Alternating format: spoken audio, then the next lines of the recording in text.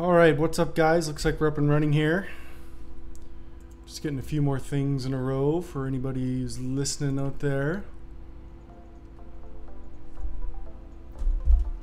We're going live. Well, we're live. We're going to be streaming here, starting the draft here in just a couple of minutes. Apex draft, $128.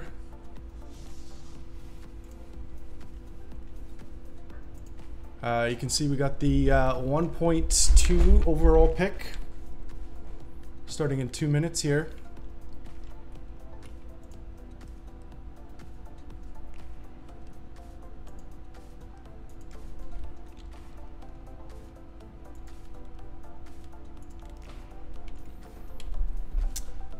And 1.02, I'm hoping that somebody will pass on Todd Gurley and leave him to me, but I'm not optimistic, so that's gonna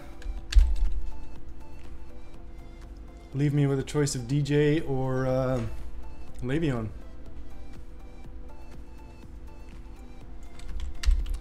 And I don't know, I've had this choice a couple times and I don't know, it doesn't feel great. Sorry, I'm just trying to get a live tweet up here.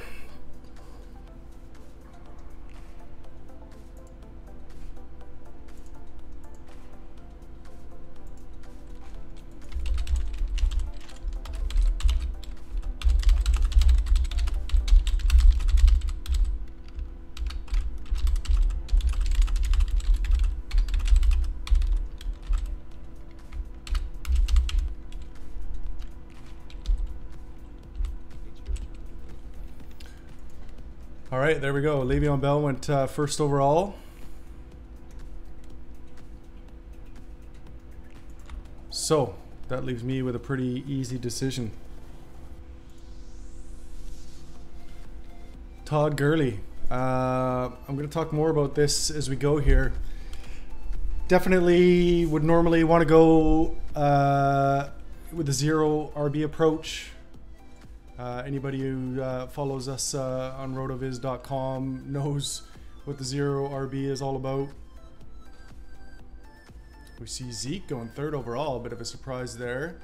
So DJ is still on the board at 1.03. We've seen Zeke falling a little bit in recent days, seeing him start to go in kind of the 1.05, 1.06 spot as people start to get a little bit nervous about his offensive line.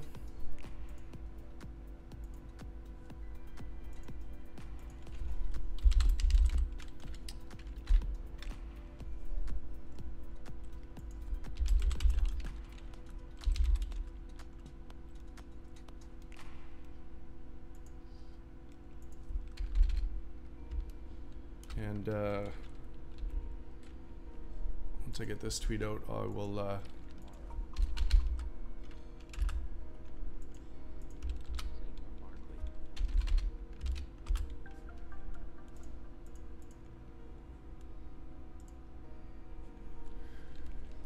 be with ya, be with ya, be with ya. This is the first time I've ever streamed a live fantasy football draft, so you'll have to bear with me.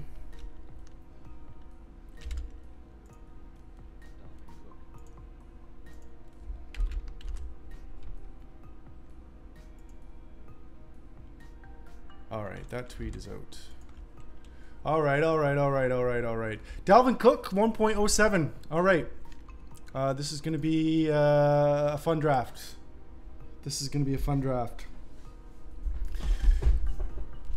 So yeah, some interesting stuff right off the bat. We're seeing Ezekiel Elliott 1.03. I don't see him go that spot too often. 1.04 is usually the highest we see him go.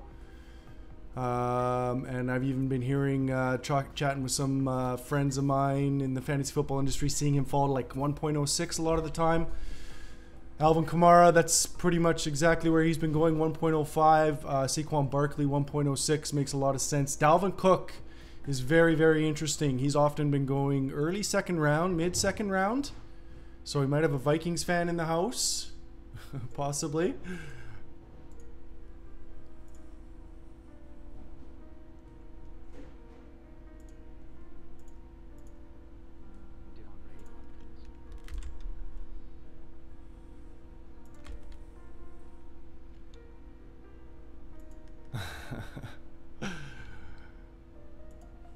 Yeah, Hassan. Yeah, Hassan. If anyone acts out of line, I'll be sure to berate them in the chat.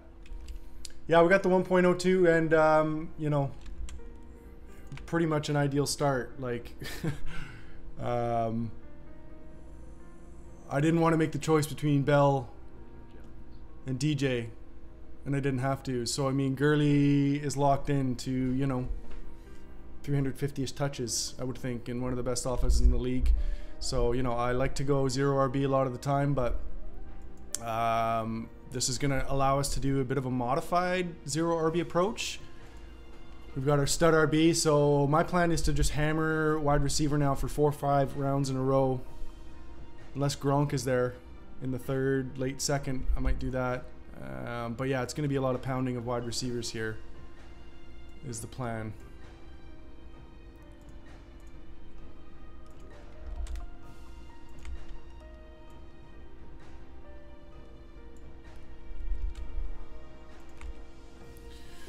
All right, Jordan Howard, 2.01. Kareem Hunt is a nice little value at 1.12 there, I would say. We're seeing a big run of running backs here. That's what we've been seeing. Julio at 110 is a little bit interesting. Odell still on the board at 2.03. Wow. So Jordan Howard at 2.01, I mean, he's been going, I've been seeing him going early third-ish? Early third-ish? So that's a bit of a reach. So, okay, at Odell at 2.04. Wow. That is nice value. That is nice value.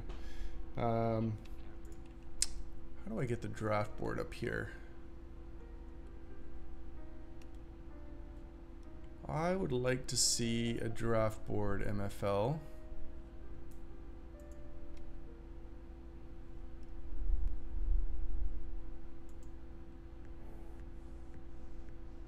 Oh, okay. I've got it up here, but I'm gonna have to switch my settings to get it up in a moment. I'm just gonna see where we're at for picks. Okay, Devontae Freeman 2.06.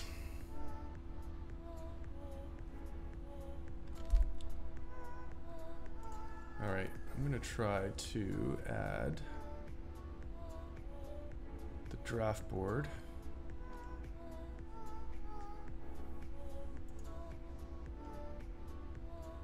Actually, we're only a couple picks away here, so.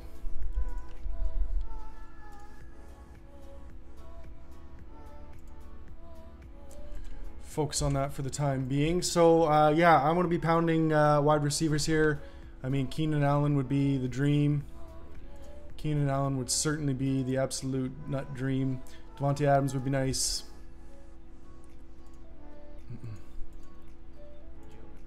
Tom Brady 2.07, Joe Mixon 2.08. Those are questionable picks. Those are questionable picks. I mean, Tom Brady 2.07. This is why I love Apex Leagues. I mean, it's a good setup to be sure. I love the setup that Mike Broad's done with these. But this is what you see in these drafts. I mean, Tom Brady has been typically going 6th, 7th round. This is going to give us a shot at a solid wide receiver here. So this is the dream. Mixon, if you follow me on Twitter, you know I'm not a fan. So if Keenan and AJ get cleaned out here. Oh no, I'm going to get one of them. Yeah. There's only one pick to go for me, so I'm going to get Keenan or AJ. So that's a slam dunk pick. I'm absolutely pumped about that. Keenan would be amazing. I mean, Keenan honestly has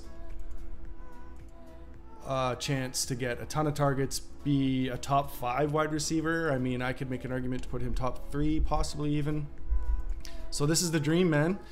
Joe Mixon and Tom Brady give us a chance, and even Jordan Howard going so high give us a chance to wow, get a stud wide receiver 1. So there goes AJ Green. So Keenan Allen, woo, Keenan Allen at 2.11. I mean, I'm taking Keenan Allen early in the 2nd round all day long, so I'm gonna happily.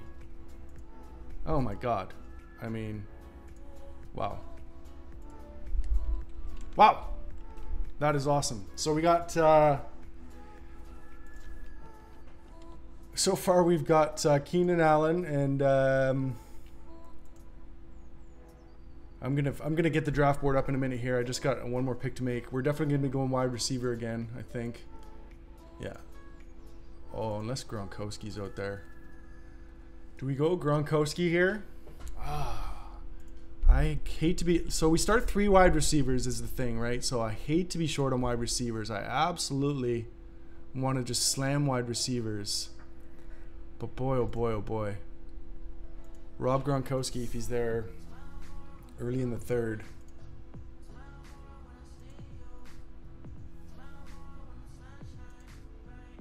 That's going to be tough to pass on. Miami Malachi is agonizing here. So he started Le'Veon Bell at 1.01. And now he's at the turn here. So we're going pretty fast here.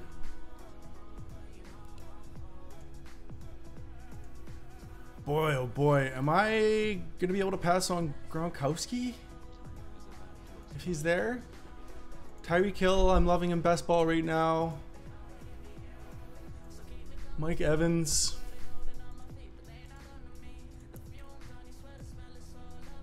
Alright, well, what happened here?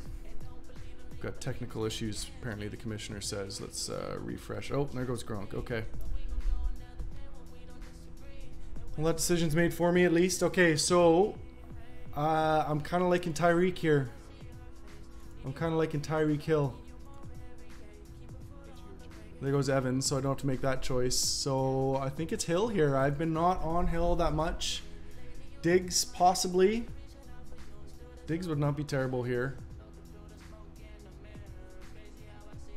I just think that Tyreek Hill is going to have some huge weeks and win me some weeks alone. Jarvis wouldn't be a bad pick, but... Fitz wouldn't be a bad pick, but I just think Tyreek's got so much upside with a cannon-armed quarterback. I'm not taking Kelsey here. Gronkowski would have made it a choice. But not a guy I've been drafting a lot of this season, but I've started to come on to him quite a bit. Tyreek Hill, he's been lighting up the preseason. All right, I'm pretty stoked with that start. It would have been nice to get Gronk maybe, but we've got 2 solid wide receivers. And right here we're starting Gurley, Allen, Hill. I'm going to keep pounding the wide receivers for a couple more rounds here.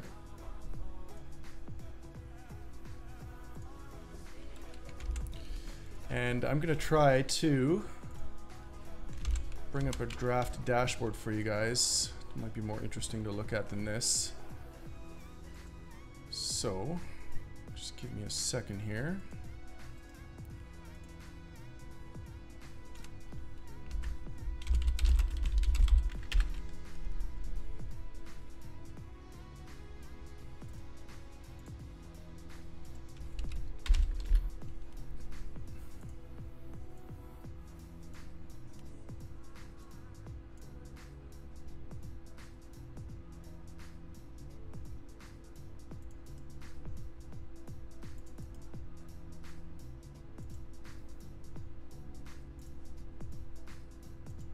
Oops. So Tyreek Hill, Kelsey went right after him. We're waiting on the next guy.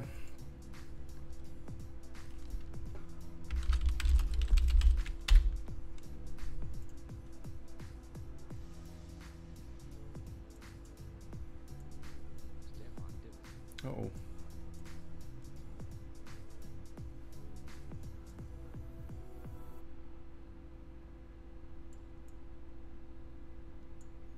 Alright, we're figuring this out together, guys.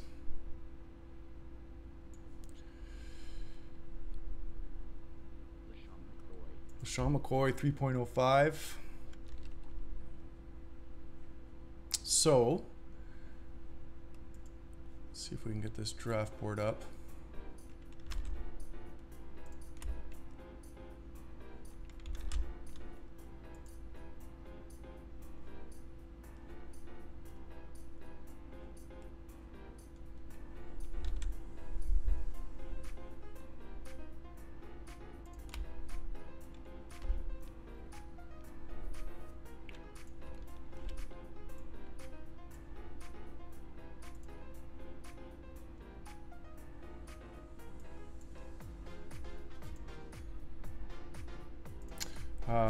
Okay, we're still live here, guys. I just gotta grab this window.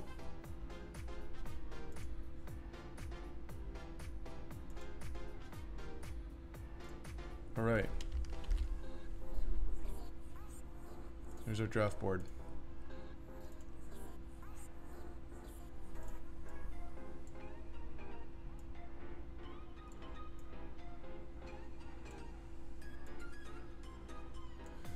All right, all right, all right, all right. Okay. We're cooking. Sorry guys, we're doing this on the fly. This was sort of a last second idea.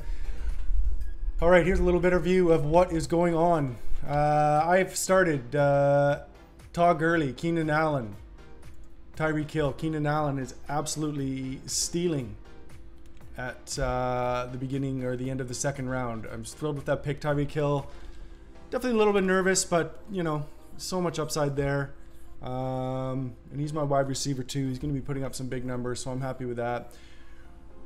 So we see our friend, the Big Blue Destroyer here, is going QB, running back QB. He's going the old robust quarterback route.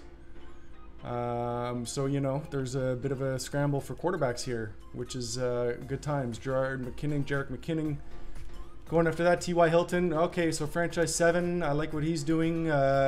He might be a RotoViz subscriber, possibly. Wide, and he has got 3 studs. Wow, I mean, DeAndre Hopkins, Odell Beckham, and T.Y. Hilton. Wow. That's a beautiful start. That's a beautiful start. I like his team almost a little bit better than mine, I think, right now. Wow. How does he get Beckham in the second round? Crazy. Crazy, crazy, crazy. All right. Where are we at here?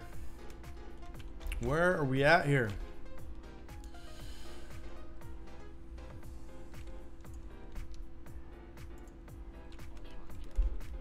We're a little ways away. Jarvis in the third. We're seeing him rocket up draft boards quite a bit of lately. I think Sean Siegel of RotoViz fame took him in the 3rd round of the MFL 10 of Death, I believe it was.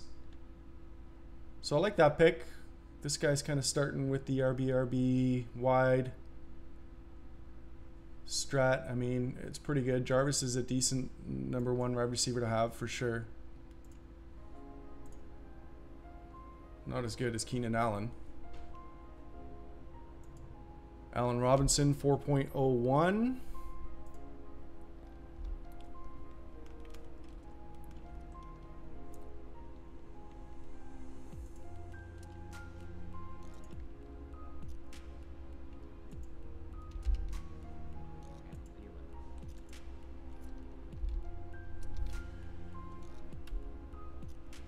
Alshon Jeffrey, 3.12. I don't think this guy got the news.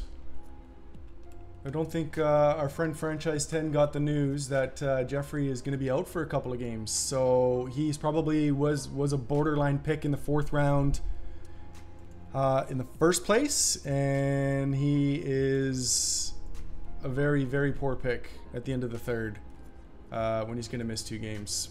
We don't really know where his health is at. And even if his health is good, he's, you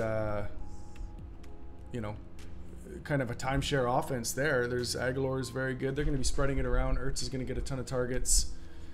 Kenyon Drake, 4.04. So that's pretty standard. We're seeing the top tier of tight ends cleaned out now. 4.03 for Zach Ertz.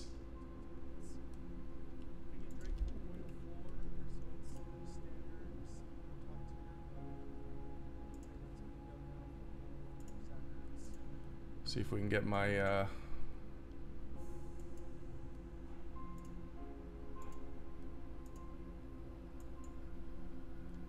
ugly mug up here. No way.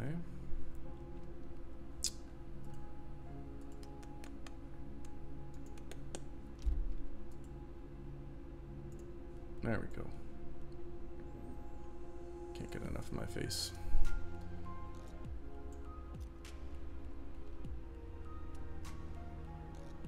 All right, Kenyon Drake's the last pick here. I'm going to be curious to see if the Big Blue Destroyer takes another quarterback. I'm going to be curious to see if the Doughboys gets back up for Aaron Rodgers. I mean, you know, play your drafts any way you want. Taking 2 quarterbacks in the first 2 rounds, there's zero need for it. Absolutely zero need. Even if you like Tom Brady more than Aaron Rodgers, he's going to be available in the 6th. So paying up for him makes no sense at all. And this guy's the rake. I'm sorry to say, but this guy is the absolute rake right now. So he's paying our rake, which is nice. And Apex Leagues is paying $50 on top of the prize pool. This is a $128 buy-in. Pretty standard setup. PPR, start 1 quarterback, 2 running backs, 3 wide receivers, 1 tight end, 1 flex. Regular flex, not super flex, so wide receiver, running back, tight end. So, you know, there's no need to be drafting QBs early at all. If this was, unless I'm missing something and this is a super flex, but I don't think it is. Don't think it is.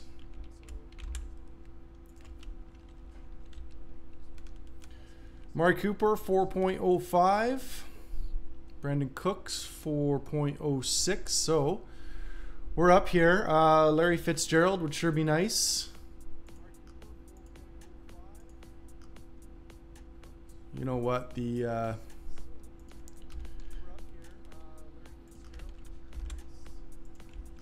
ADP on these MFLs looks pretty solid.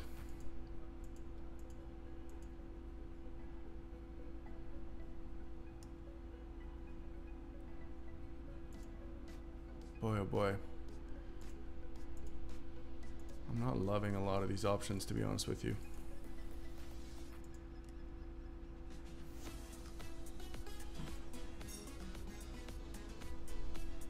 Looks like we are 1, 2, 3, 4 picks away.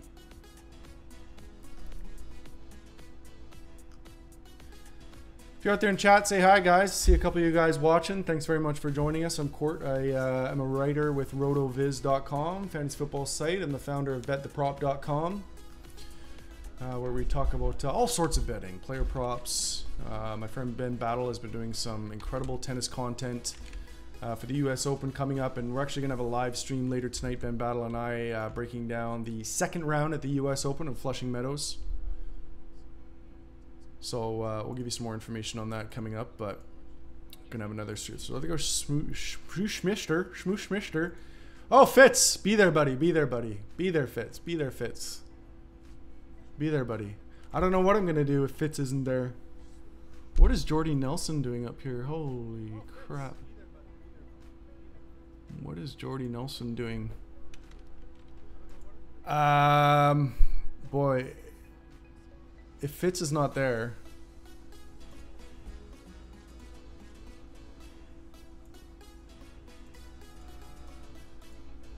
fourth seems early for Hogan. Demarius, I'm not hot on Demarius this year. You can get the same production from his teammate Emmanuel Sanders a couple rounds later.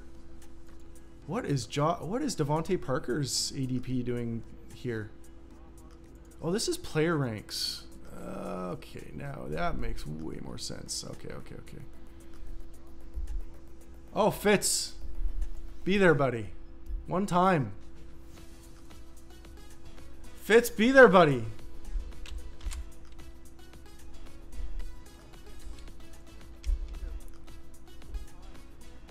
The Hitman.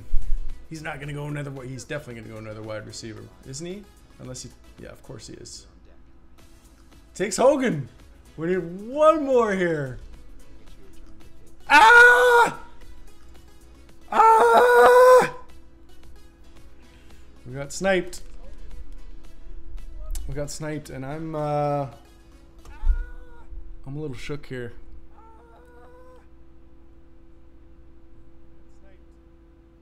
I'm a little shook here.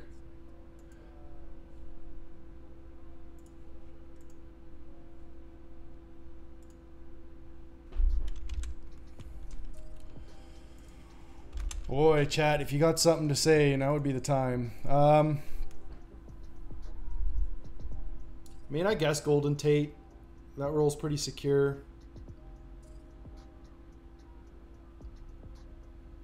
It's not a sexy pick, but he's going to go for 1,000 yards again. He always does.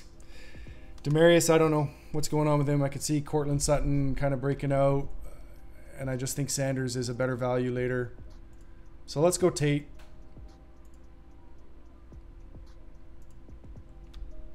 He's no Larry Fitzgerald, but he's not bad.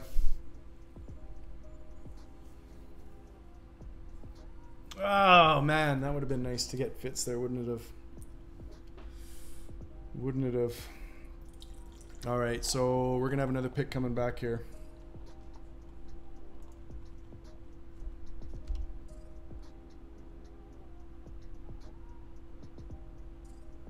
And we're gonna be going wide receiver again.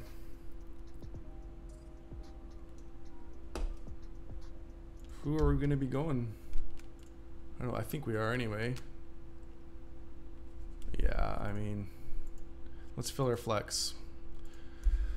Let's fill our flex. Gonna start 3 wide receivers right now. Our wide receivers are Keenan Allen, Tyreek Hill, Golden Tate the third. I want to fill that flex position with a wide receiver who's going to get a bunch of targets. That's my plan. Corey Davis. That's too early for me, man. It's too early for me. I don't know what's happening in Tennessee. Could get Corey Davis in the 7th round earlier. Boy, why does wide receiver look so barren? I didn't think these guys had been hammering it so much. But yeah, we're seeing a lot of guys going with a wide receiver heavy approach. This guy went free. He's kind of doing a little bit of a modified. Franchise 7's doing a little bit of modified 0 RB.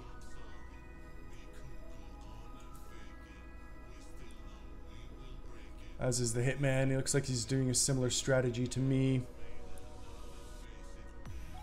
I would imagine Miami's going to take... Yeah, he took Marvin Jones. So, do I take Demarius here? I mean, he could bounce back. I'm not taking Sammy. I'm not taking Josh Gordon. I'm maybe taking Michael Crabtree. I'm not taking Jordy Nelson here. It's too early. Julian Edelman. I don't know, man. I'm not taking Marquise Goodwin here. Could I take Sanders over Thomas? Man, oh man.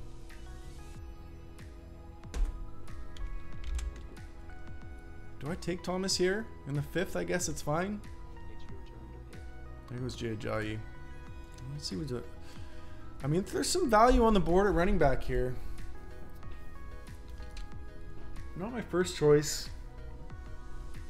Alex Collins definitely could put up sort of back-end RB1 numbers. The thing is, the value here is so flat at wide receiver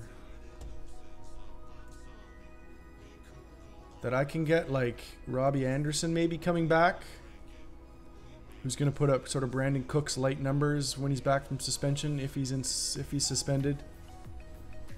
He's not going to be there though, is he? He might. Do I go RB here? Oh man.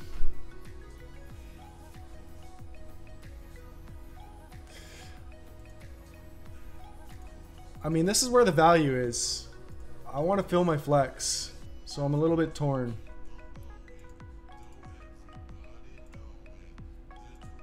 This might be a mistake, but I'm thinking I'm going to go Alex Collins. I just feel like he's a really solid value here.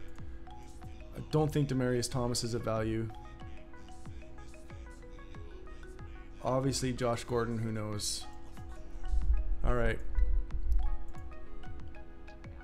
I'm veering from the 0 RB. If any of the Roto Visitors are watching out there, I'm sorry. I'm sorry. Don't hold it against me.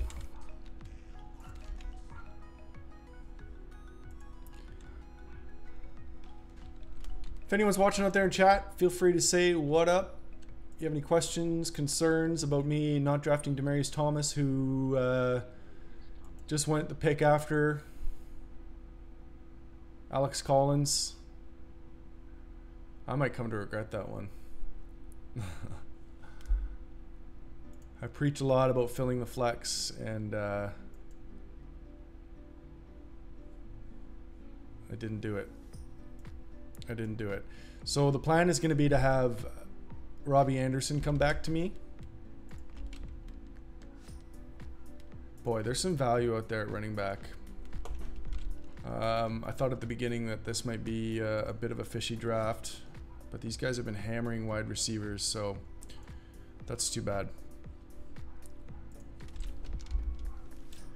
So it's getting cleaned out. I mean, Demaryius Thomas in the 5th is great value. That guy's got a really good team. The drunk drafting from an airport bar. He's got an elite tight end. He's got an elite running back. He's got 3 wide receivers. It's pretty good. It's pretty good. I like that team a lot. We'll see what the Hitman does here. So the Hitman went, this is not updating. There we go. The Hitman went Sammy Watkins. I do not like that pick. Hillary, it's all down Hillary from here. Definitely going Robust RB. He's not a RotoViz subscriber, clearly. Although Lamar Miller is certainly a nice value. But, I mean, there's just so many things that can go wrong with that team, right? Like, he spent so much capital. And his wide receiver 1 in a league where you have to start 3 wide receivers and can start as many as 4 wide receivers. Your wide receiver 1 is Juju Smith-Schuster, who's a number 2 wide receiver on his own team, and I love Juju as much as you do, but as a wide receiver 1 in my fantasy football team, I don't like it. Now that guy's filled his flex with Lamar Miller, so that's not bad. Kenny Stills, wow.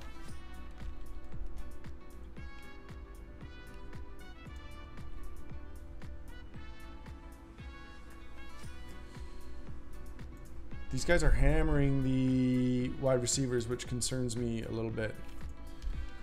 So let's have a look here. Line up some targets. Sanders is a target. We're going to line up some targets here. We're definitely going wide receiver, maybe possibly tight end. Coming back. I like Garcon. I might be the only guy in the world that likes Garcon. I think he's going to do just fine. Oh, Mark Ingram at the 5.09. We're going to see pop up in a minute here. I love it. I love it. I probably could have considered that instead of Collins, to be honest with you. So yeah, I mean, we're going to get a decent receiver coming back to fill our flex. Like, that's the thing, that the value was so flat where we were picking that I just didn't see the need to reach, because I'm going to get somebody who's going to get some targets. I mean, Nelson Aguilar, he gets a little bump with the Alshon Jeffrey injury we mentioned. Boy, the ADP is tight on these. The ADP is really tight. I don't see a ton of opportunity here. Isaiah Crowell, 5.11. It's a surprising pick, I would say. Wow, big running back run here.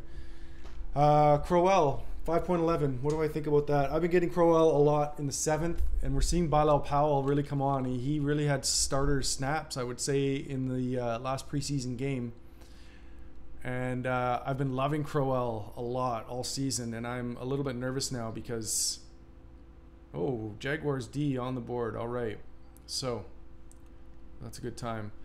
Just to finish the thought on Crowell, we're seeing Bilal Powell take a lot of work, and I don't know. I was really assuming that Crowell was going to get a workhorse load there, but I'm not so sure anymore. Bilal Powell really could cut into a lot of work. I don't know. I mean, it's the Jets, so who knows? But I think that's a bit early for Crowell. That guy loves his running backs. So, and we're seeing Team 12 here. If I move my ugly mug, franchise 10, sorry. Filling the defensive position, as well as a tight end, with Greg Olsen on the board, mind you, I should say. He takes Doyle, which is bad. I mean, Olsen's going to get 1,000 yards this year. Olsen, to me, is a cheaper version of Travis Kelce. I wrote about that at rotoviz.com. I mean, when Greg Olsen was in the lineup, he was knocking out 1,000-yard seasons for breakfast, and he had an 1,100-yard season 2 or 3 years ago. So to take Doyle over him when Doyle's now competing for targets with Eric Ebron, and we don't know really where Andrew Luck is at with his recovery from surgery. I don't like that pick at all. And obviously Jaguars defense in the 6 is ridiculous. Just why? Jaguars defense in the 10th is ridiculous. Jaguars defense in the 12th is ridiculous. All right, maybe not the 12th, but certainly in the 6th. Certainly in the 6th. Deshaun Watson, not bad, I guess, considering we saw Brady and Breeze go in the 2nd and 3rd round. So there's 4 quarterbacks off the board through 5 rounds. Bit of an anomaly this day and age. What with all we know about late quarterback drafting. See if we can get these tunes back. So my little target list is looking all right here. We should get a guy who can do some work in the flex for us. Sanders would be the dream. I haven't been super high on these Rams wide receivers. I probably should reconsider that a little bit. I just don't see a ton of upside. So I'm probably going to pass there. I'd be more than happy to stash Robbie Anderson through whatever suspension. Evan Ingram at 6.07. It seems like a pretty solid value there. I might have considered him had he been come back to me. We're about 5 or 6 picks away here. So as far as tight ends, I think I can consider Greg Olsen here. Other than that, I'm probably not going tight end.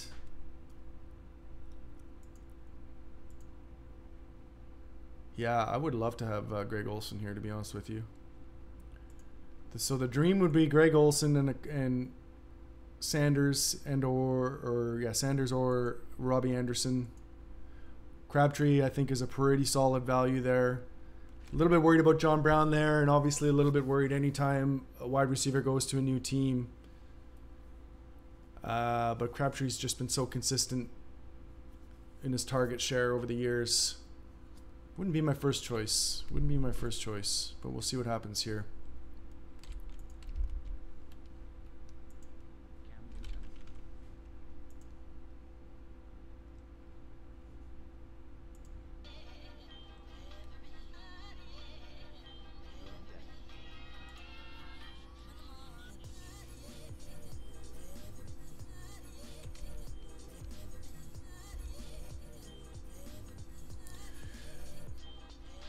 Cam Newton and Jamal Williams. This page is not quite updating yet. It's a little far behind for some reason.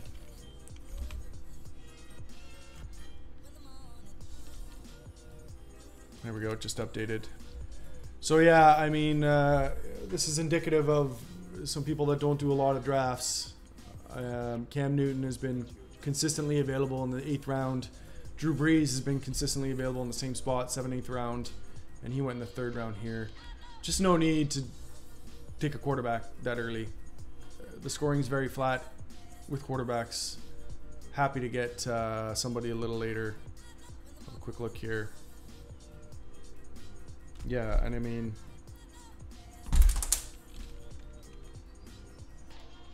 Russell Wilson. Yeah, Russell Wilson's still out there. I mean, I'm probably not going to be taking him. Oh, we're up next here. Wow, okay, so Miami. He already is a tight end. So I think we can slough Olsen, take Emmanuel Sanders here. I don't see my guy Miami Malachi's backing up Gronkowski with Olsen, so Sanders is my target here.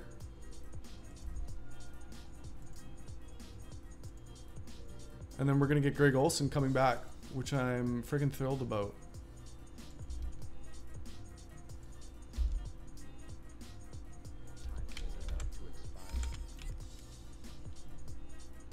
Sexy Rexy at 6.10 is good. Definitely like that. There's some value at running back out there. Well, not so much actually. That tier got a little bit cleaned out. Tevin Coleman is certainly a nice 0 RB option that I would be considering here.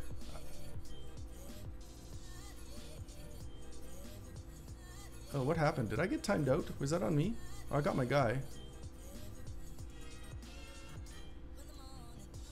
Did you guys see me select that? What just happened? How did I get my guy? Did I time out? Oh, I did time out. Thank God I had Sanders lined up. I'm juggling too many things here. You guys are probably laughing at me.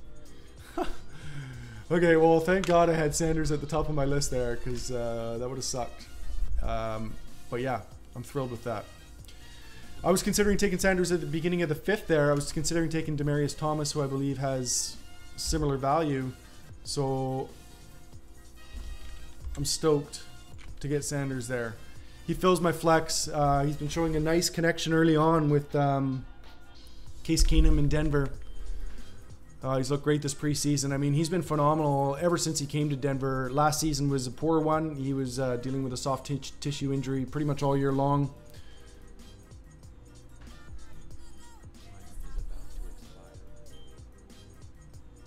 So, you know, I think it's 50-50 that he can beat out Demaryius Thomas in terms of PPR points this year. I get this feeling that Denver's sort of phasing out Demaryius Thomas. They sort of drafted his clone in Courtland Sutton. And if he's not a UFA next year, he's definitely cuttable in terms of dead money on the cap. I know. I even thought it might come this year. Denver would cut Demaryius Thomas. They were making a bunch of noise about him being. They didn't like he was on a vegan diet. You know, as soon as I hear that kind of stuff about a player, I just know that a team's not so hot on him. So you know, I could see even Courtland Sutton starting to take a little bit of that juice from Demaryius this year. Let's not miss our turning in here. And Sanders sort of does his own thing. You know, I don't think Courtland Sutton's going to cut into that role at all. Sanders can play inside. He can play outside. And I think he's a good shot to outscore Demaryius.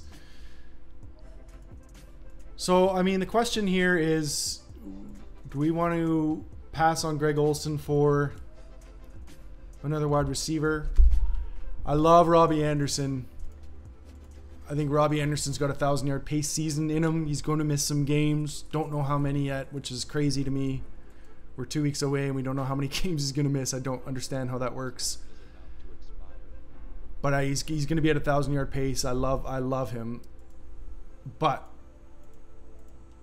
I do think that Greg Olsen could put up sort of... Wow, Josh Gordon at 7.01. I do think that Greg Olsen could put up kind of a 90%, 80%, 90% of Travis Kelce type season. I think Kelce might take a bit of a step back. Not that that's really the point. But Greg Olsen has just mashed with Cam Newton. 1,000 yards every single year. You know, so they drafted DJ Moore. Could take some targets. Christian McCaffrey already had 100-some targets last year. He's going to get a few more, but I mean, I think Olsen's role is Olsen's role. I don't think McCaffrey cuts into that too much, maybe a little bit. And DJ Moore I like, but again, I don't see him like cutting into Olsen's targets. We're not even sure he's starting in three wide receiver sets in Carolina this year. So I think top 5, a guy who has potential to be top 5 tight end in the 7th round is good. Let's fire it up. Let's fire it up. All right. So my pick is going to click in a second here. And I filled my flex with Emmanuel Sanders, which is sweet. We've got a tight end who's definitely capable of tight end 1 type numbers. And we've got pretty solid core wide receivers. Golden Tate, I'm not thrilled with. I mean, he's just like, you know, he's a value there, but he's not going to crush ADP. Kenny Galladay's coming on there. I know a lot of people like him. Kenny Galladay could cut into that work. Eric Ebron left. I think he had 50, 60 targets left last year, pardon me. So, you know, I think it's just going to be more of the same for Golden Tate. I don't love it. It's sort of a solid wide receiver 3. His value is not going to change wildly through the course of the season, unlike Tyreek Hill, who I got in the second, whose value could well, I mean, we could definitely see Tyreek Hill. If he has that connection with Patrick Mahomes that we're seeing in the preseason, you know, Patrick Mahomes might already have one of the biggest arms in the NFL, and Tyreek Hill was born to be a deep threat. So that could be a match made in heaven. It's going to be some boom-bust weeks for sure, but I love that pick. So I'm thrilled with my wide receivers. Keenan Allen at the 2.11 here is absolutely stealing. That made my day, to be totally honest with you. Combined with the fact that Gurley was there at 1.02, sort of made my day. So I'm pretty thrilled with this start. I'm happy I ended up passing at wide receiver in my 5th spot here, because all the guys I sort of would have picked there anyway were available when it came back to me, other than maybe Demaryius Thomas. But I'm fine with that. So I'm really happy I passed on wide receiver. We got to fill the flex with a very similar valued player.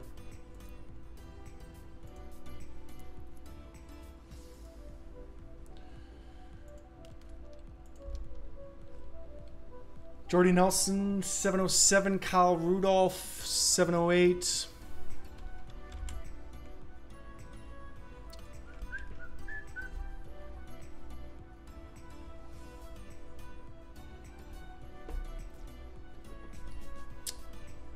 Yeah, so we started off another tight end run at that tier. So that's always nice. Generally, when it comes to tiers, what you want to do is either start the run of the tier, get the player at the top of the tier, or get the player at the back of the tier, if that makes sense. If you want to start the run or finish the run at that particular tier, because you can kind of get the top guy at the tier, or you can get the last available guy at that tier. I don't like taking guys in the middle of tiers pretty much, but I like kicking off a little bit of a tight end run there, and I like Olsen better than, you know, Jimmy Graham. Oh, sorry, I'll bring up the Jimmy Graham going in the 6th as the tight end 5. Yeah, he's got some upside certainly in a Green Bay offense, but Green Bay never known for feeding the tight ends. Graham could score 10 touchdowns, but Olsen, I think, could score 6, 7, 8 touchdowns as well, and he's going to have more yards than Jimmy Graham, guaranteed. I don't care. I don't care if Graham's in Green Bay now. You can pretty much lock that one in if Olsen's healthy. All right, another RB run here. That tier's starting to get cleaned out. I like all those picks. Well, I don't know about Rojo so much. So we're seeing Rojo, Ronald Jones, the rookie back for Tampa Bay. His value's plummeting. So he went in the same spot, 2 spots before Peyton Barber, who was free in these leagues a month ago. Ronald Jones was supposed to be the starter, and Peyton Barber was a nobody, and he's looking like the starter now. Tevin Coleman at 7.12 might be the best pick in this draft so far, to be honest with you. So this guy's made my least favorite pick in the draft. Jaguars defense the round before. But Tevin Coleman at 7.01. If I move my ugly face here. And then he goes quarterback. And not a quarterback that's not Russell Wilson. Is Russell Wilson still out there?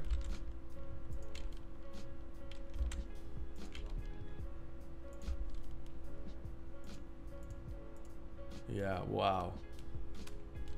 Wow. Russell Wilson's still out there. Last year's QB1 in scoring, the top scoring quarterback in fantasy football in 2017 is still on the board. He's going to be the QB6 in this draft at best. At best. And the way things are going, who knows? I mean, somebody could take Andrew Luck.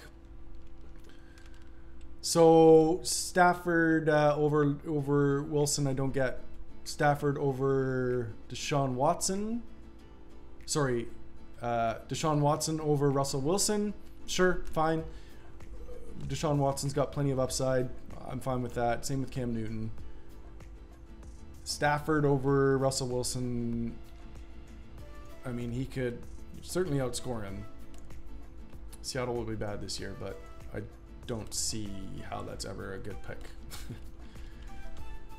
If Russell Wilson comes back to us at the 8.11 here,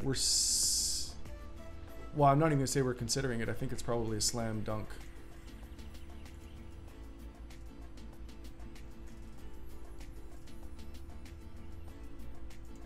Charlie Kleinhexel in the chat. I keep getting signed out, so I don't see it.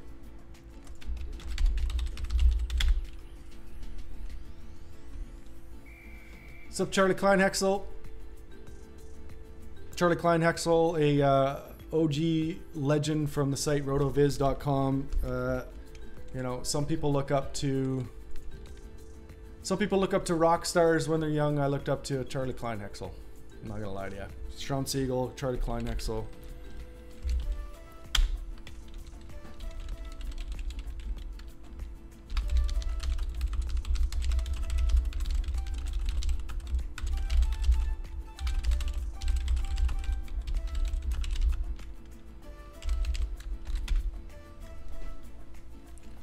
Send him a man Charlie a little message there. Feel free to say hi in the chat, guys. Rip me to bits here.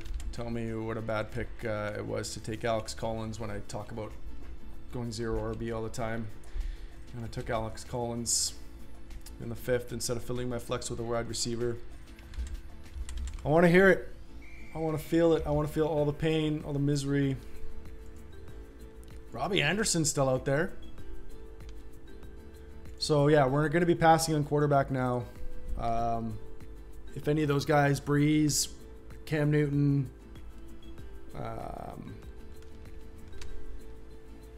Russell Wilson would have been out there, I definitely would have considered it, but I'm not going to be considering it now. The tier kind of drops here, so I'm happy to pair up, you know. Any of these two guys is fine. I don't really care. It doesn't really matter. What are we looking at running backs here? I mean, Hyde. Boy, oh boy, I know. Hyde is... It's probably Hyde and then a bit of a drop here. So that's probably... Duke and PPR is also considered. Other than that, there's nobody here I'm considering at running back. Wide receiver is probably what I'm looking at. Yeah, so I think there's a bit of a drop in tier after sort of Garcon Aguilar.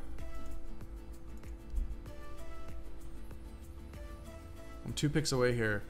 So I definitely think that Robbie Anderson is the pick. I like Garcon this year. I liked him more earlier. I definitely think there's probably some credence to the thought that Marquise Goodwin has built a better connection with Jimmy Garoppolo in San Francisco. Goodwin got to play all of Garoppolo's starts last year while Garcon was up with a neck injury. And we're not hearing much from Garcon this season, and I really sort of thought that Garcon would be the #1, sort of the X receiver in that Shanahan offense, which historically, you know, we've seen Julio Jones, Rod Smith back in the day. For anyone who's... Okay, we're on the clock here. So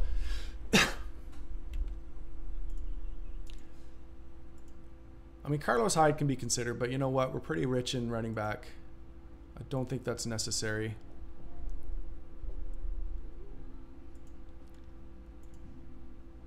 So I think the biggest upside pick here is Robbie Anderson. Will Fuller obviously as well, actually. Will Fuller might be the pick. And get Anderson coming back?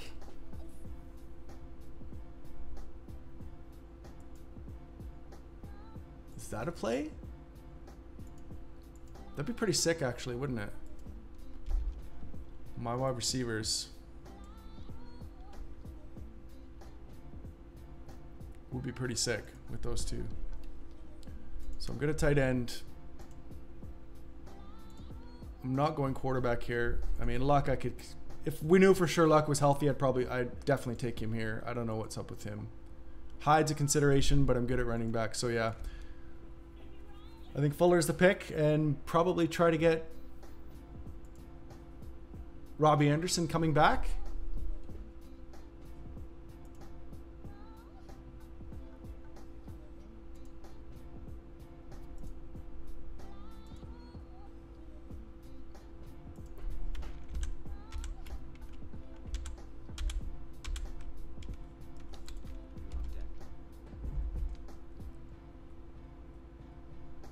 I would imagine Miami's going wide receiver here. He hasn't filled his flex yet. Or he hasn't filled a fourth wide receiver, I should say. He's got Marshawn Lynch in the flex as we speak. So I imagine he's going at least one wide here. I hope he's not going Robbie Anderson, but I don't know. And I think that's what I'm doing unless I go Duke. Duke was a running back 1 last year. So there goes okay, so Robert Woods and Carlos Hyde just went. So it's on me. Do I go Duke here? I've got 5 wide receivers. I've got 2 running backs. Duke would look mighty fine in the flex during the bye weeks. I've got a backup for my flex at wide receiver.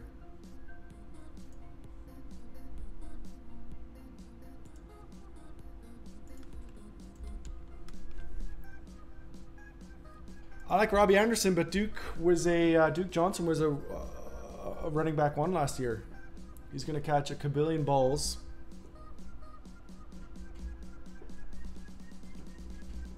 And he's going to look pretty good in my flex on bye weeks, I think.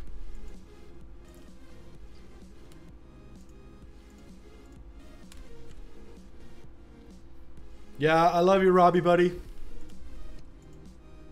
Maybe you'll be there later. I like that. So I've got 5 wide receivers, 3 running backs, and I love all my running backs. I love all my running backs. Obviously, Todd Gurley. Collins in the 5th is a value. He's got a 3-down roll there. And Duke, I mean, you know, Duke Johnson, as much as I love Collins, Duke Johnson outscoring Collins is a very real possibility. There's a very real possibility. So, you know, I might even be starting Duke in that RB2 spot. And Collins just kind of floating and seeing maybe matchup based in my flex. But I like this start a lot.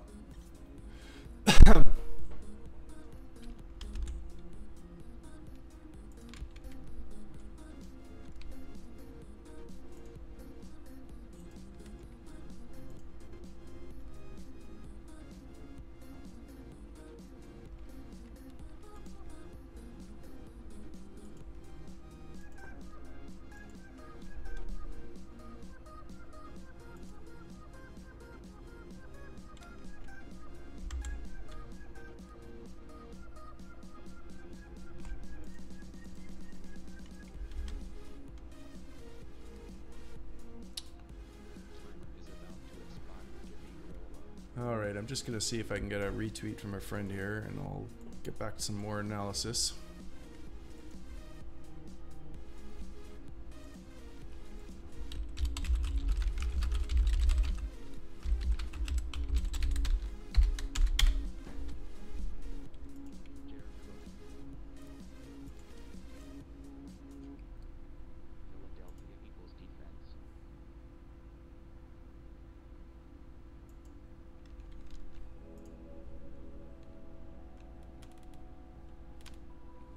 Say what's up if you guys are in the chat. I'd love to hear from you guys.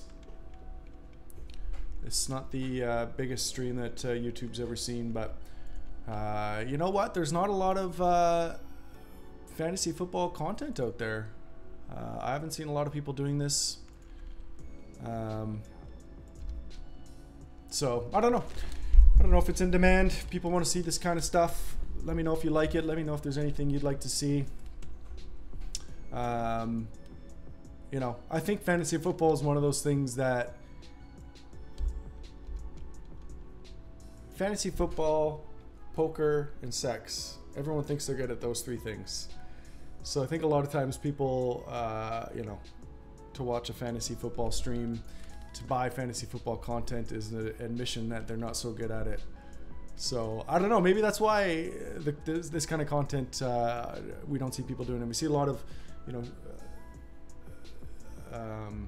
live streams of people breaking down, you know, DFS and stuff like that, podcasts.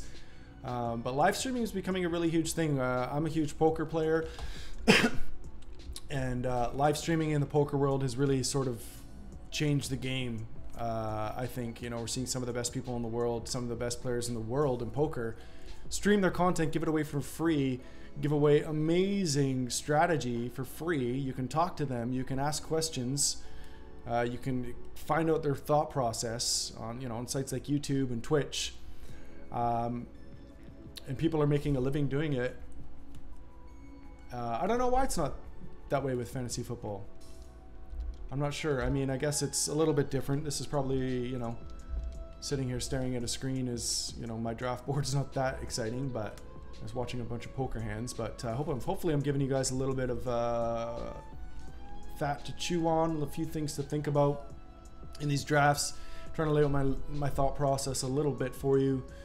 But yeah, I'd love to hear from you. If you guys are in the chat, you want to say hi, ask some questions. I am checking it. I'm juggling a few things here. All right, so what has happened since we drafted Duke Johnson? Robbie Anderson, my boy Robbie Anderson, went right after Duke. So yeah, I figured he wasn't coming back to me. I like that pick. I like Robbie Anderson. I think Duke has maybe not quite the same upside,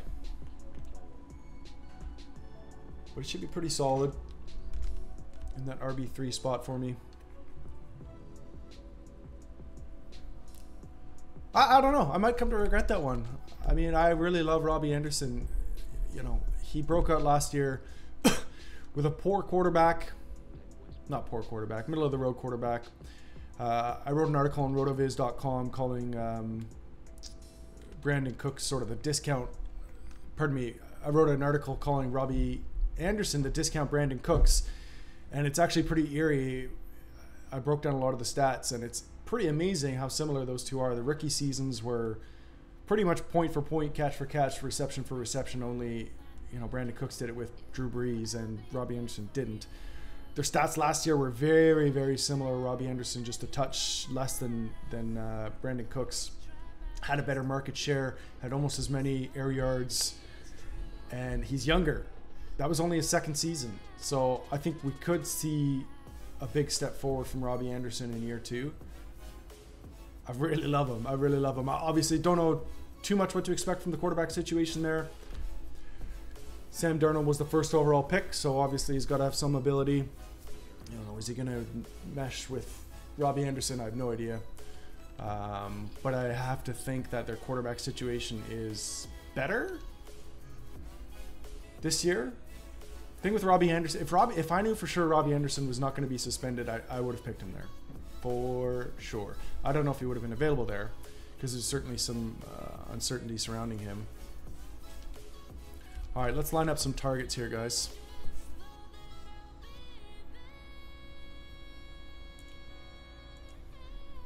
I'm going to be looking wide receiver, I would think, again. I know Sean Siegel, the brains behind RotoViz, likes Mike Williams a lot. Probably not my first choice. I've gone back and forth on Kenny Golladay. I think he's a little bit overrated, but he does have a ton of anti-fragile appeal in that, you know, if one of the guys in front of him, he might have a big role on his own, Kenny Golladay. Lions go 3 wide receiver sets as much or more than any team in the league. And if Tate or Marvin Jones goes down, boy, he's got a ton of upside. He's got a ton of upside. So the price is looking right on him. We're in the 10th round, and I've actually seen Golladay going 7th, 8th rounds. I should probably also be starting to think about quarterback at this point.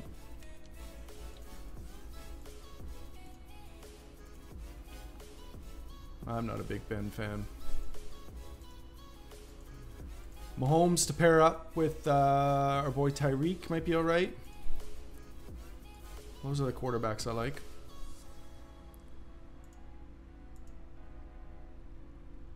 All right, we're about 5-6 picks away here. But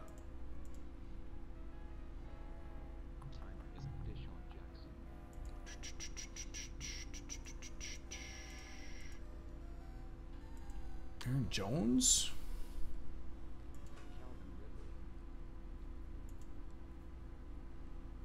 Chris Thompson. I've already got sort of a similar back in Duke Johnson. I like Aguilar here.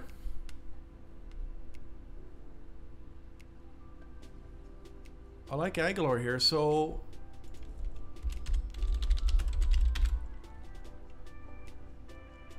Aguilar last year had 768 yards, 8 touchdowns, and that was mostly playing with Alshon Jeffrey, I think. I don't know. I can't remember if Alshon Jeffrey missed some time last year. Let's look at that.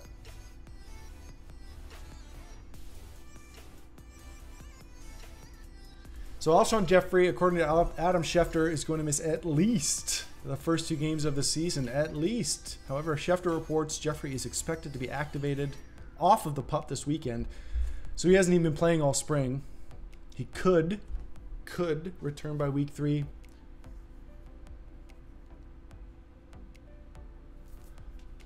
So that leaves, yeah, Mac Hollins, Nelson Aguilar, Mike Wallace.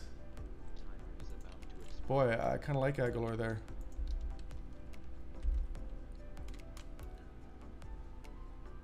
I mean, I certainly like him better than these receivers that are going. Calvin Ridley. He's number 3 in Atlanta. It makes no sense. He's a rookie wide receiver. I know Evan Silva was posting some stuff earlier about rookie wide receivers, you know, and it's basically been, in the last 3 years, it's been Amari Cooper and that's it. Everyone else has sort of had 300-400 yards. And they had more opportunity than Calvin Ridley's going to get. So I hate that pick in the 10th, Calvin Ridley. I think we're probably going Aguilar here. I should say that's the dream. He's top of ADP right now, so he may not make it to me. Otherwise, looks like the tight end tier has been cleared out pretty good. If Trey Burton was there, I might have considered him.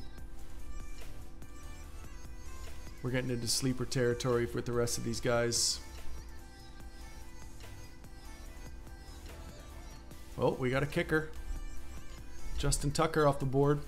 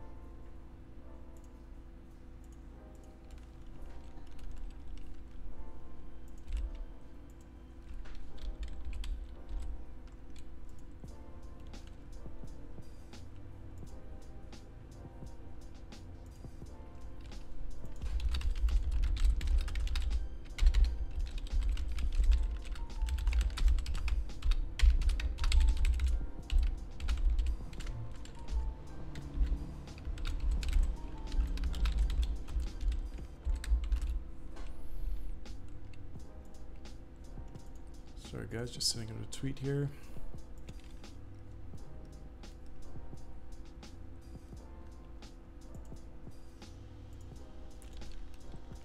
Oh my god, sorry, I'm on the board here. How about I play the game?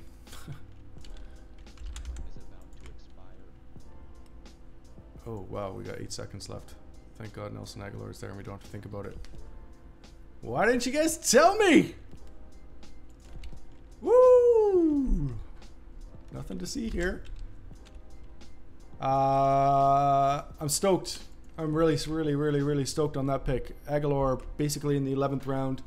He's going to be the #1 wide receiver for the Super Bowl champions, who are one of the most aggressive offenses in the league, for at least 2 weeks with Alshon Jeffrey out. For at least 2 weeks. And I don't like when, you know, when Adam Schefter uses at least 2 weeks in quotation marks in his tweet, that's Adam Schefter language for it's going to be more, I think.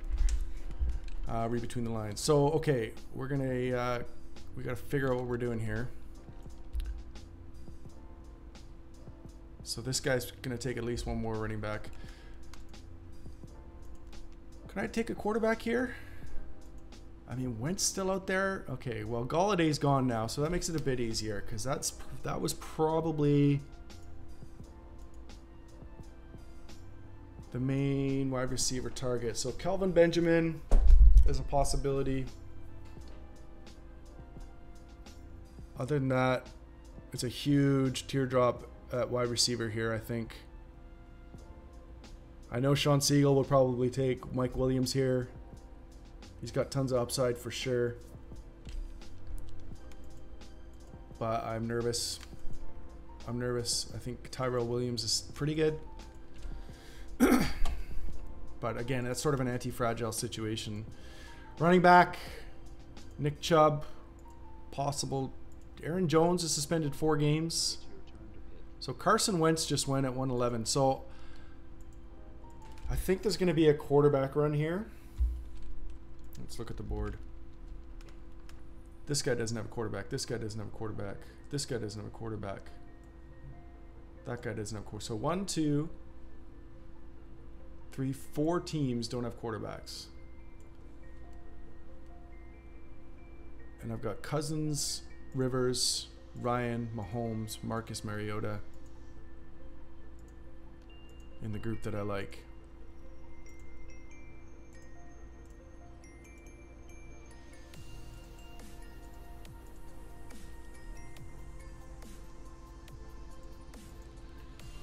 So I think it's like Benjamin or a quarterback.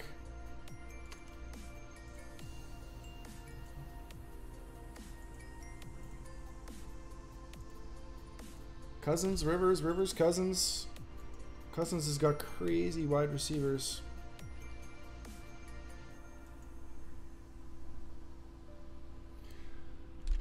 Oh, am I going to really take quarterback here? Time is about to expire. Kirk Cousins. I am. I don't know how I feel about that. Philip Rivers. I think I probably could have waited. I don't know. I don't know.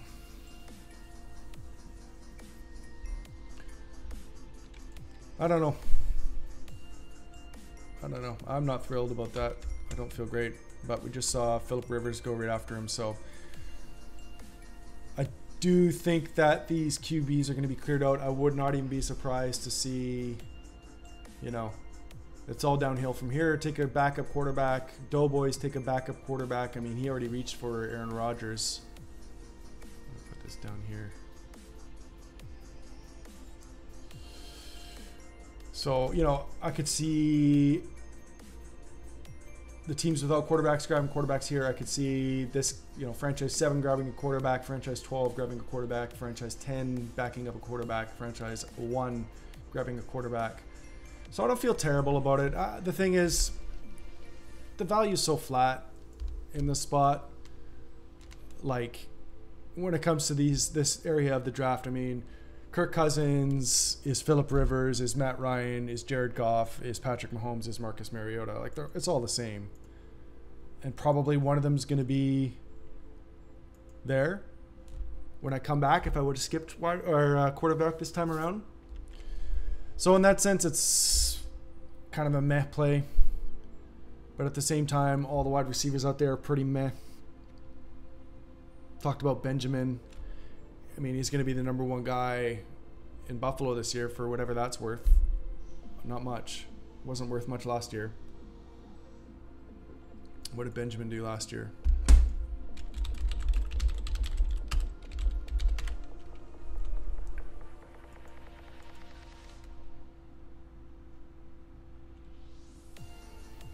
Yeah, so I mean, Benjamin had almost 700 yards in 14 games, 3 touchdowns, career lows across the board. He battled some injuries all year long, knee injury, I believe. So, you know, he actually might have some upside there if he's right. If his health is right. You know, his first 2 years in the league, he scored 9 touchdowns and 7 touchdowns. Last year, he scored 3 touchdowns and a new offense battling an injury. So he's got the upside. And Benjamin might have been the pick there. Can never really have too much depth at wide receiver. So I don't know. Not my favorite pick of the draft. Not my favorite pick of the draft.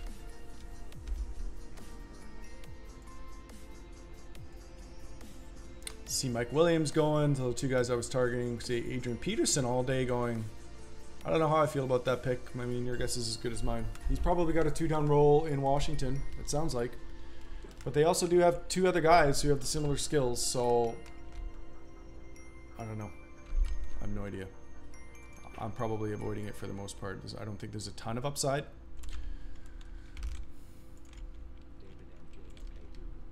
David Njoku just went. Alan Hearns just went. Patrick Mahomes just went. So yeah, we're definitely going to see these QBs cleaned out. I'll probably grab another one to pair since I waited so long. I'd really like to grab Mariota, Matt Ryan, Jared Goff, Big Ben. Would all be good. If I miss out there, the back end guys I like are Eli, who's got so many weapons. Case Keenum, again, 2 great wide receivers. Awesome looking rookie running back. So if I miss out this round on a second quarterback, I won't be too upset. We need another running back. We've got 3 running backs. Chubb would be amazing. Aaron Jones would be amazing.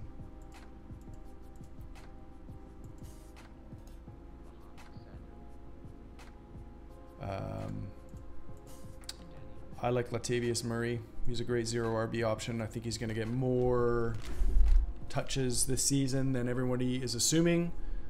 Certainly more than the guy who took Dalvin Cook 7th overall is assuming. I think that guy's thinking Dalvin Cook's in line for 350 carries, 350 touches, but he's coming off an ACL. Latavius Murray has been a very, very productive player over the years. For Minnesota to just ignore him, I think would be a mistake, and I don't think they have a stupid coaching staff there. So I say that Latavius is going to get some run this year. So he's not a bad option here. But the dream would be... Oh, who just went? One of our targets just went. James White. That's good. I like that pick. Alex Smith at 1202. Oh, yeah, Chubb. Yeah, so I'd be thrilled with Chubb or Jones here. How far away are we? Yeah, so we got a realistic chance at Chubb or Jones. So I'm thinking Chubb or Jones. It might be a bit too early for Latavius. And then pair him with my second quarterback and stream quarterbacks. Oh, there goes Chubb. It's too bad. Aaron Jones could be really solid value. I don't know if he's going to last. No, he's top of the he's top of the ADP board right now. So he's not going to last.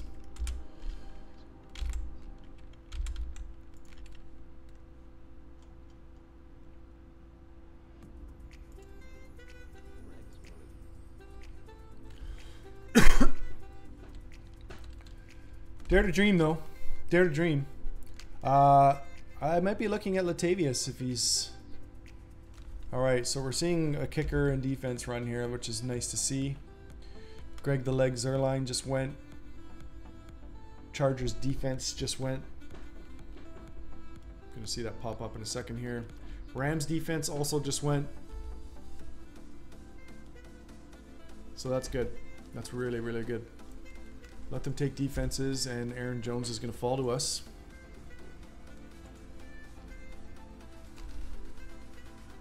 Otherwise, I don't know what we're gonna do. Maybe Latavius. CJ Anderson. Oh, Latavius just went. Wow. Okay. So if Latavius and Aaron Jones are gone, am I gonna buy more Nyheim Hines? I've been buying a lot. I've probably got a 50% of Nyheim Hines in my leagues, and he's looked awful. Just god awful. So I might as well double down, right? Booker is the supposed starter in Denver. Denver appears set. Okay, so we're 2 away here. Aaron Jones is the target. Let's look at the teams we got here.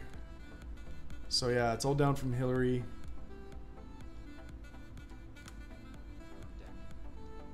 He just picked... Oh no, okay, yeah. Oh, we did it, boys. We did it. So Big Ben and Devontae Booker just went. So I think this is a slam dunk pick. Aaron Jones is suspended for... I can't remember. Is it 2 games or 3 games? I should probably double check that before I draft.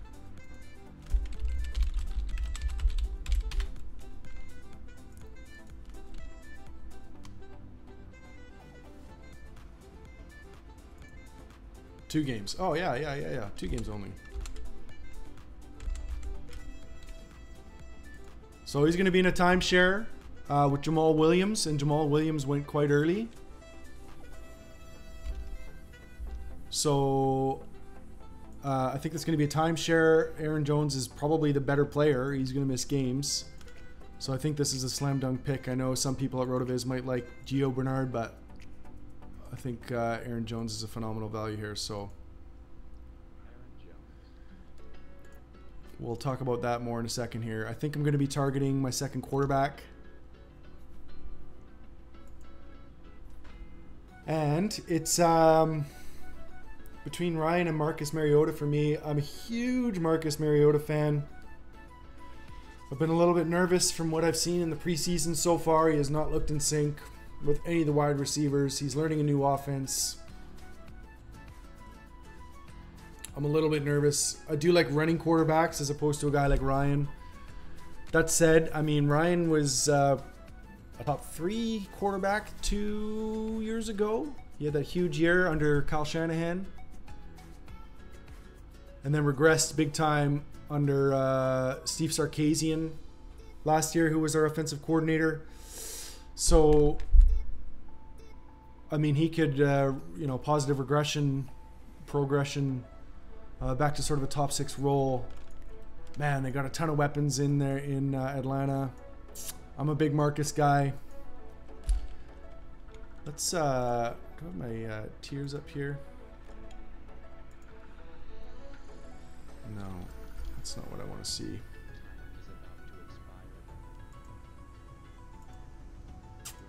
No.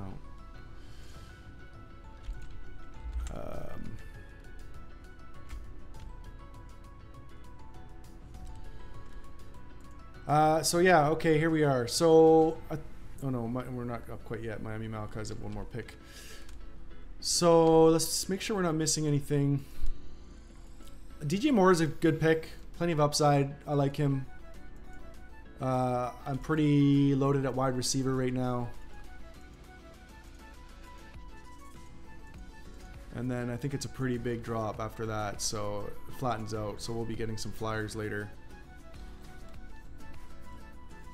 I could pick DJ Moore here. I could pick Tyler Lockett here. I waited on QB, so I kind of got to pay up and get my second quarterback now. Otherwise, I'm going to be left with, the Blake Bortles of the world.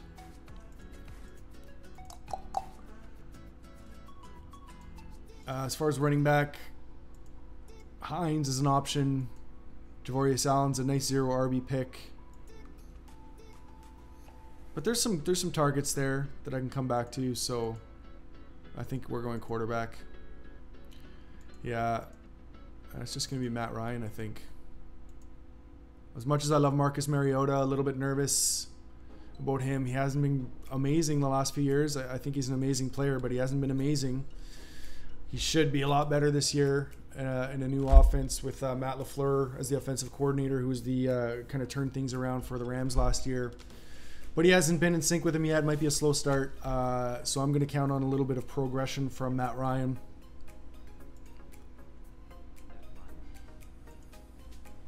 And there we go.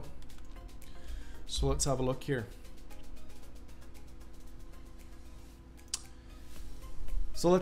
We've got 5 wide receivers, which is not enough. We definitely need more wide receivers.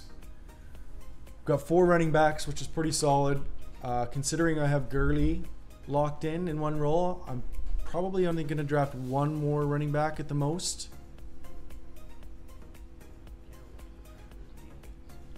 I'm going to be drafting a backup tight end, obviously. Actually, I probably should have looked at that. Yeah, George Kittle might have made a nice choice there. There's a pretty big drop off there. That could have been an option as well instead of Matt Ryan, to be honest with you. So I need wide receivers coming back here. Let's take these guys off my list. I'm sorry, you guys can't see that.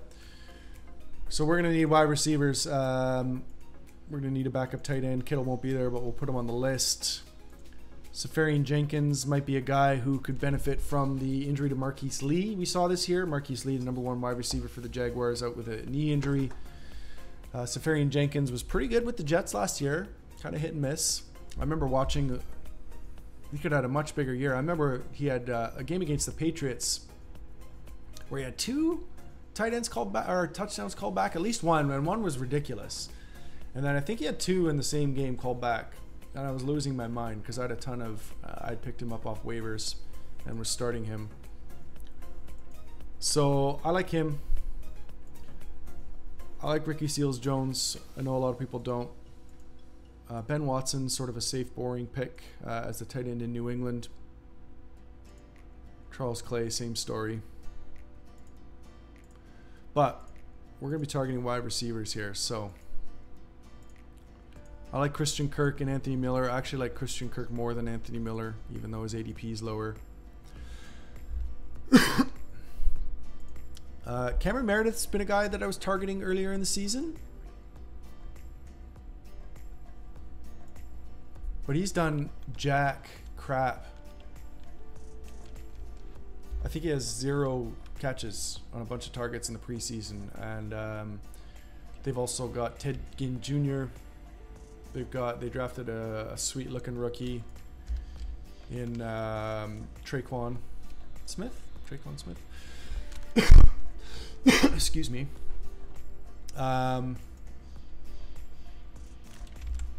So I'm a little bit nervous about Meredith. I've been getting off him a little bit more lately.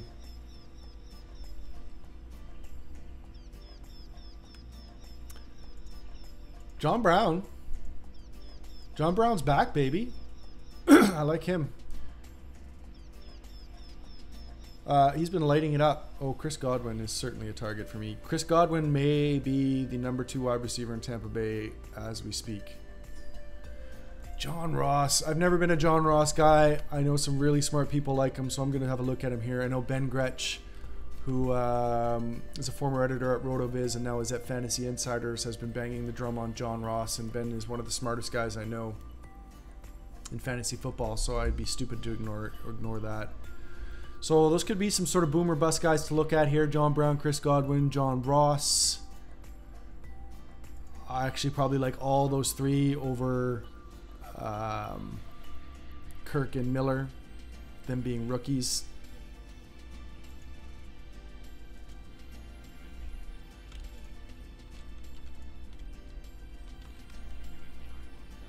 CJ Anderson in the 13th is solid value. All right, we've only got we got 5 5 more picks to go, so we're only going to draft 1 defense and 1 kicker. Should probably line those up. We're not going to draft backups for kicker and defense, obviously. So we've got to get those in the next 5 rounds here. So that leaves us 3 spots to play with. We need a backup tight end. That leaves us 2 spots to play with. And I'm probably going to be going wide receiver on both. Well, maybe 1 wide receiver, probably 2 wide receivers. We'll see. But we need to fill a tight end. Backup tight end, defense and kicker, which takes 3 spots.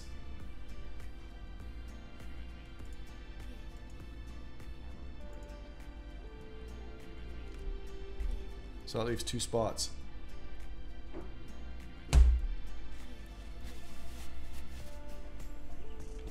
And we might go wide receiver twice on those. Not sure yet.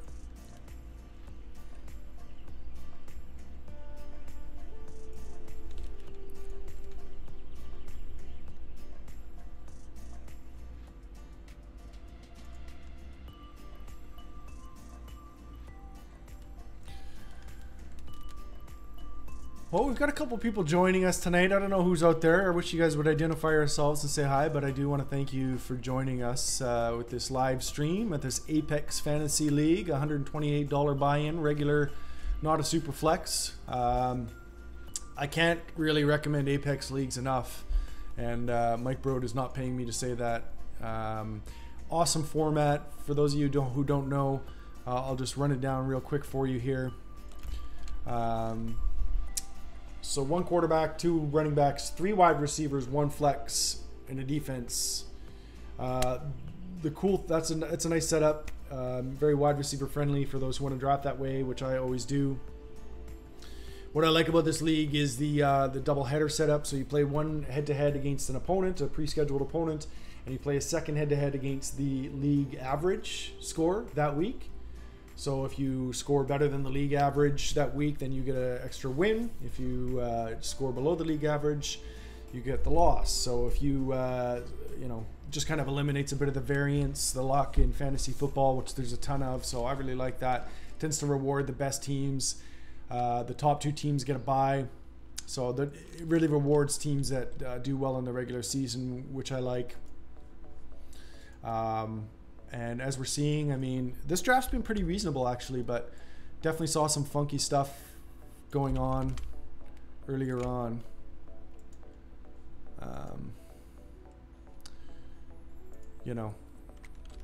Brady 2-point, in the middle of the 2nd round is funky. Straight up funky, man. I mean, if you want to draft Brady over Russell Wilson and Aaron Rodgers, fine. There's no need to do it in the 2nd.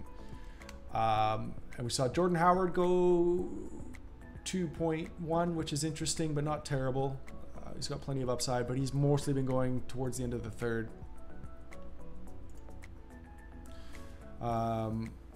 What else happened here? Dalvin Cook 7th overall is definitely interesting. That's the highest I've ever seen Dalvin Cook go. So, this draft's been pretty reasonable for the most part. But definitely Apex Leagues tend to be a little bit on the softer side. Some more funner players that don't do a lot of drafts. I've done a ton of MFL 10s all year, and I mean, it's a sharp crowd. I'll be very lucky to turn an ROI on those MFL 10s, to be honest with you. But the Apex Leagues are a bit of a different beast. Not quite of a sharp of a crowd. Don't have their ADPs quite dialed in. A lot of the times we see players just taking their guys. And I think that's what we saw probably with Dalvin Cook. Probably with Tom Brady, or maybe Drew Brees. I mean, sometimes people just take their guys, which is fine, but I'm interested in trying to win this thing, so I could care less about my guys. Okay, we're coming up quick here, guys. I need to line up my next pick.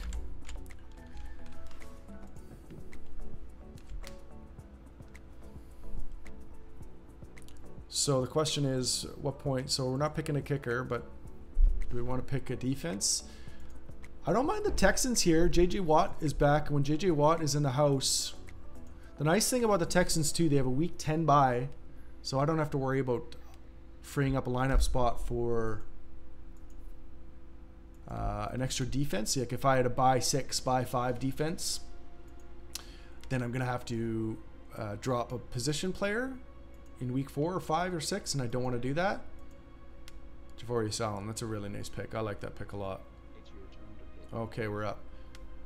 So I'm thinking Texans here. JJ Watt is back, and he's sort of a one-man defense, isn't he? Nyheim Hines still on the board. My 2 tight end targets are still on the board. I think we should grab a defense here. Be done with that. We'll leave place kicker till the last round.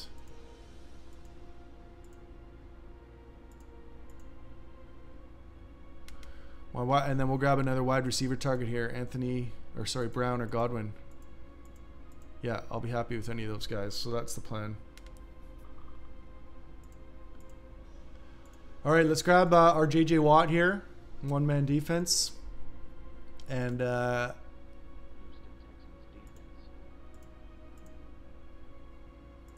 yeah, it's going to be I think Godwin first. I think. Pretty sure. Like, the thing is, Godwin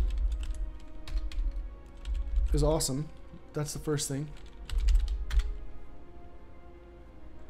And the second thing is, like, he might have passed Deshaun Jackson. 3 targets on Friday night's preseason game.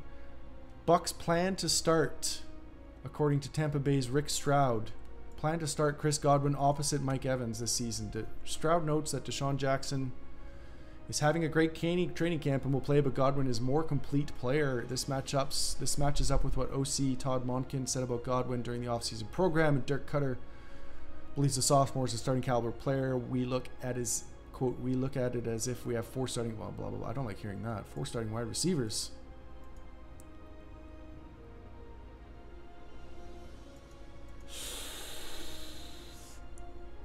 Oh, do I want to go Godwin?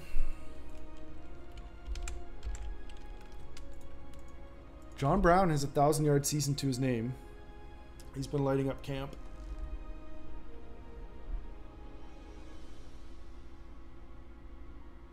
Timer is about to expire.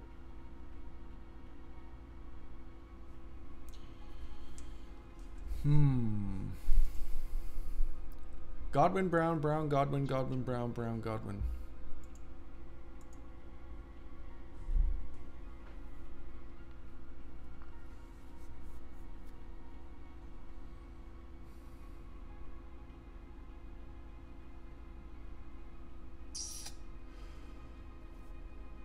I mean, they both got a ton of upside. John Brown looks healthy. I think I'm going Godwin.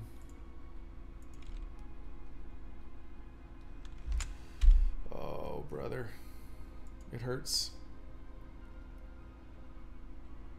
This is a tough decision.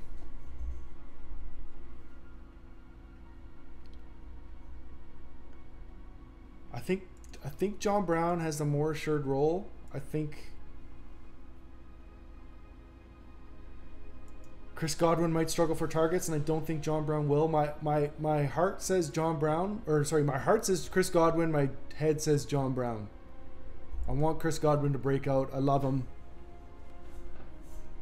I think John Brown is more targets, better proven. So I think that's where we're going. That's a really tough pick. That's a really tough pick. I'd be curious to hear what anyone who's watching out there thinks about that one. I'm not too sure how I feel about it, to be honest with you.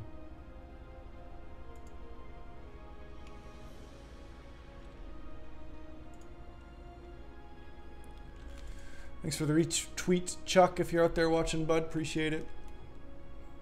Not a lot of people watching, but that's okay. This is a lot of fun to do. I'm enjoying it. I'm enjoying getting some of my thoughts out there. I hope that whoever is watching, and if you're watching on a replay here on YouTube that you're learning something. You know, I don't claim to be a fantasy expert, but I do play a lot, and I do put a lot of thought into the process. I'm far from an expert, but I do put a lot of thought into it, and I think there's reasons behind what I do, and you know, hopefully you can learn something from that. I don't know. Hopefully there's some value there for. Say hi on Twitter. I'm at bettheprop.com. That's my website, www.bettheprop.com, looking at all sorts of sports betting angles, including player prop bets. My boy Ben Battle, just want to get a plug in here. We've been talking a lot of US Open this week. We've already done a couple of streams talking US Open best bets, and have those articles up on bettheprop.com. We're going to be doing another live stream tonight, Ben Battle, in a little while. He did his round one betting preview already, and he's got another round two betting preview coming up a little bit later tonight. We're probably going to get on the air, I think 8:30 Pacific time, something like that, 8 or 9. We'll definitely, if you guys are interested, tweet that out and let you guys know. So we're going to have another live stream coming up tonight talking round two of the US Open for bettheprop.com. But check out the site, guys. Let me know what you think. Drop me an email. Say hi on Twitter. We're really sort of taking a fantasy football angle and applying it to prop betting. You know, betting on players' totals for yardages, touchdowns, interceptions. I think that coming from a fantasy football background, we're sort of well positioned to take advantage of some of these soft lines we're seeing that the books offer. You know, sports books are putting a ton of effort into their lines when it comes to point spreads and game totals and stuff like that, but they're really not putting any effort into the player props. So I think there's a big opportunity to profit there for those who are willing to put in the work, and we're willing to put in the work. So check out the website. We're going to be going all season long with some player props. bettheprop.com. We're going to have weekly best bets. We're going to have a ton of analysis. We're going to have tennis content coming up. We're going to have NCAA hoops content coming up, possibly some NBA coming up, although I prefer NCAA, but it's up to the reader. So if you guys want to see some hoops coverage on both professional and NCAA, please let me know. So we're basically going to be putting out whatever content you want to see. So drop us a line on Twitter, say hello in the chat. Check us out at www.bettheprop.com. And you can also check out my work at rotoviz.com. I'm a fantasy football analyst over at the Viz there. Pretty much the best crew in fantasy football, if you ask me. Site's owned by Sean Siegel, who is debatably the best fantasy football player in the world. Charlie Kleinhexel is a fucking legend. So, you know, I mean, we've got some of the best analysts in the industry, and we've got probably the best tools in the industry, led by the RotoViz screener. So if you're a fantasy football fan, check it out. If you're a betting fan, check out my site, www.bettheprop.com. Say hi, guys. Don't be shy.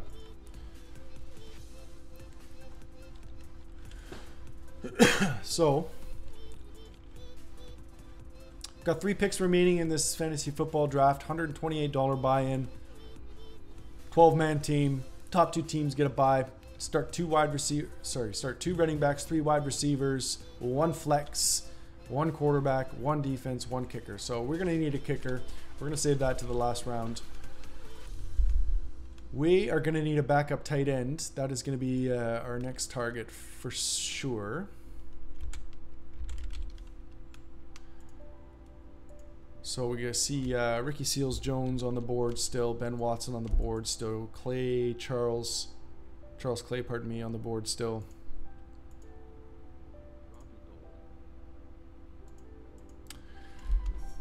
I think that Ricky Seals-Jones certainly has the most upside of these players. I think there is a ton of targets free in Arizona. And he was very, very inconsistent last year. He only caught, his catch rate was something like 40%, which is ridiculously bad. But, you know, that's not sustainable. 40% is sort of an unrealistic number to sustain. So I could see him, you know, an uptick in targets, an uptick in catch rate for Ricky Seals-Jones. gives him a useful season. It's a bit dreaming a little bit. I could go for the safety of Clay Charles, who might be second, possibly first in line for targets in Buffalo. He's never done much though. He's not a very efficient player. He doesn't, yeah, like he's been last 5 seasons. You know what? He's been all right. Like he's been all right. 759 yards, 605 yards, 528 yards, 522 yards. Never more than 4 touchdowns. Receptions are always in the 50 to 60 range. So we sort of know what we're getting from Charles Clay. So I think regardless of what else is going on, that's sort of where, you know, he's looking at 50, 60 targets and 500-ish yards. So, you know, maybe we go... I guess I don't... You know what? I don't have to draft a backup tight end, do I? Like, I'm going to be plugging in Greg Olsen. How far away are we here? We're a little far away. Yeah. I'm going to be plugging in Greg Olsen every week, and I'm just not going to not be. What's Greg Olsen's bye? Greg Olsen's got a week 4 bye, which sucks. That does suck. But so that means I'm going to have a backup tight end by week 4. But I think I can work the wire. So I think I would rather have, oh, Matt Breida. That is who I want. I would much rather have Matt Breida than a backup tight end. I talked about Matt Breida a little bit as a poor man's Tariq Cohen for the Bears, the receiver for the Bears. Get some light on me here. Sort of a same role, pass catching role. And the San Francisco offense is a very, very valuable offense to be in for a running back, obviously. Carlos Hyde had 80 some targets last year. He's gone. Jerick McKinnon can play in the passing game. He's going to get some targets. The San Francisco backfield is in chaos, though. Breida's out till week 1. McKinnon's hurt. Joe Williams is hurt. So it's sort of like there for anyone to take if they want it. So I think Breida is my top pick here coming up. Godwin's still out there. I don't think he will be by the time it gets back to me. So with three picks left, we're gonna be going kicker. Yeah. I'm gonna skip the backup tight end. This seems excessive. I'll just throw in whoever in week 4 on Greg Olsen's bye.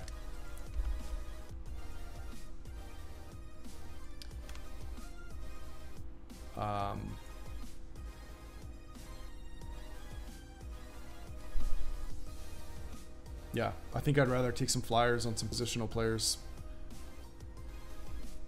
that could break out. I think that's a better idea than drafting a backup tight end. And I'll just, you know, plug in a body for week 4 and hope Olsen stays healthy. You know, Olsen got hurt last year. Before that, I think he had played 16 straight games and a whole bunch of seasons.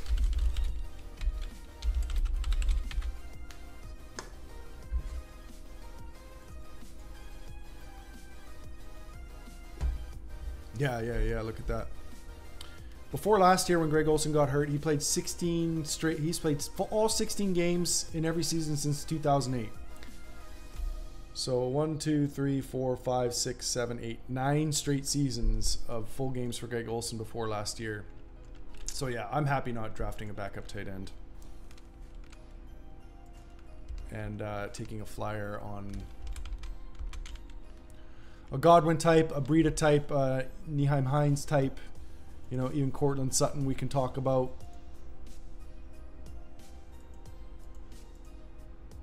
Taywan Taylor maybe. Traquan Smith we can talk about. Quincy Enunwa we can certainly talk about. You know, we talked a lot about Robbie Anderson before. Quincy Enunwa is a bit of an unknown.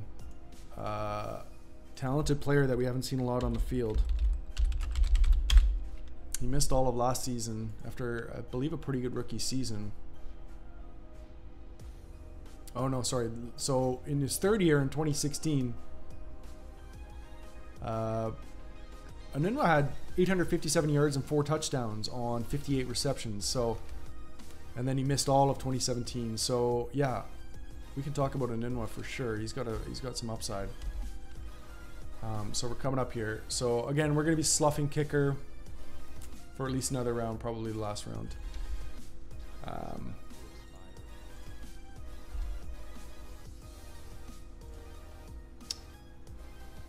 For whatever reason, this page is not updating.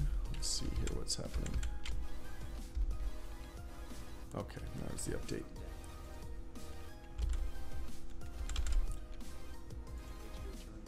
And we're up. Boy, that happens fast. Okay, so I think Matt Breida is a slam-a-jamma here. I think it's a slam-a-jamma. We don't need these tight ends here anymore. We're not drafting a backup tight end. Matt Breida's hurt until week 1, but he's going to be the primary pass catcher for 49ers. Jeff McKinnon can catch the ball, but he's never been a guy who's had more than 250 touches in a season. Matt Breida is going to get touches. He looked pretty good last year. So I think this is an easy pick. We needed another running back anyway. Well, we didn't need it, but I love that pick.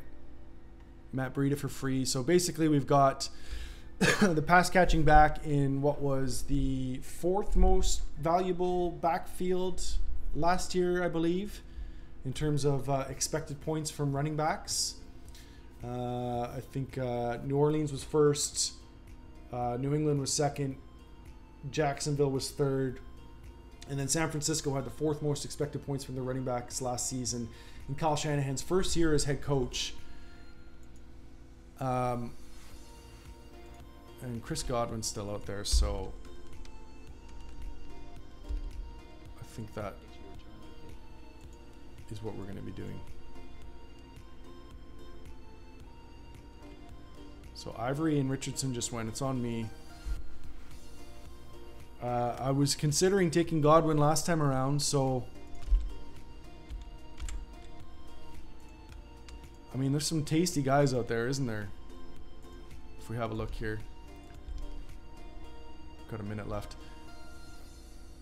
Godwin's tasty, Sutton's tasty, Taywan Taylor's tasty, Traquan Smith is tasty, and Quincy Enunwa's tasty. Godwin, I mean, I think he has a realistic shot here to be the number 2 wide receiver in Tampa Bay. He's been flashing in the preseason. He could have a real role. Quincy Enunwa I do like, but it's a bit more of an unknown. Coming off injury, obviously, lesser known quarterback situation in New York. So I think Godwin's the pick. I'm happy with that. I mean, we were agonizing last round over Godwin or Johnny Brown.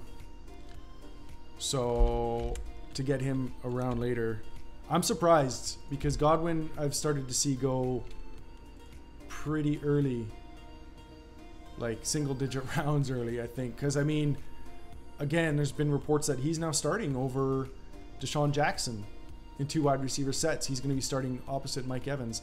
And even if he's not, I mean, he can rip it up from the slot. He did not get much of a chance early last season, Godwin. But once he did a lot with it. See if we can find those numbers.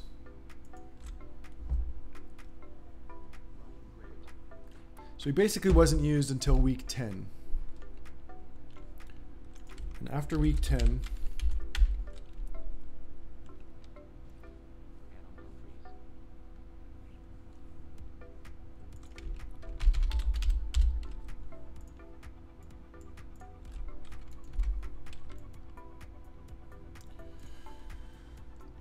so from week 10 on, he was on pace for 884 yards. I'm getting this from the RotoViz screener tool. He was on pace for 886 targets, 52 receptions, and 884 yards last season. And that was playing behind Deshaun Jackson for sure. as a number 3 guy. Deshaun Jackson was bad last year, but still, Chris Godwin was not getting snaps over Deshaun Jackson last year, and he was on pace in the last 8 games for 884 yards. So, you know, I'd be happy, obviously, with that pace as in the 17th round. Oops. And he's got upside. I mean, he's tearing up camp. He might be starting over Deshaun Jackson. I'm not sure I believe that, but I believe that it's a possibility by mid-season. For sure. He's good. The guy's good. I liked him as a sort of a discount Kenny Golladay. Golladay was a decent value in this particular draft, but Godwin was a better college prospect. He went to a better school. He was very productive. You guys got to say hi in the chat, man. I see a few of you out there. Quit being shy. But thank you for watching. I do appreciate it. I do appreciate it. Feel free to share this video if your followers love fantasy football and they're looking for some analysis, some thoughts, I won't go as far as to call it insight, but some thoughts, certainly, one way or the other. Boy, look at how is Nyheim Hines still out there.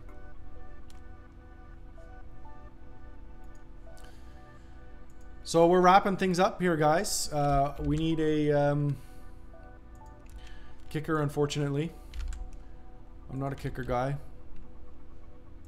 I don't know who is even kicking in the National Football League really anymore. Matt Bryant kicks indoors and plays for a good offense. Matt Prater kicks indoors and plays for a good offense. Jake Elliott kicks for a good offense.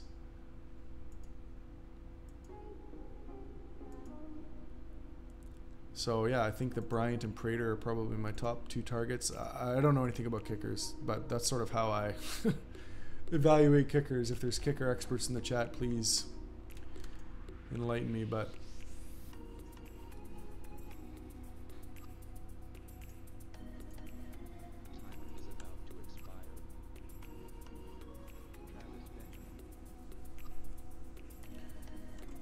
that's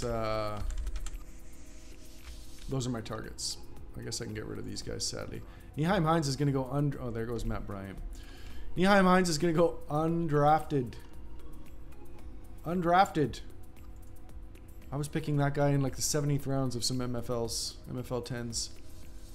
Wow. Anthony Miller just went 1804.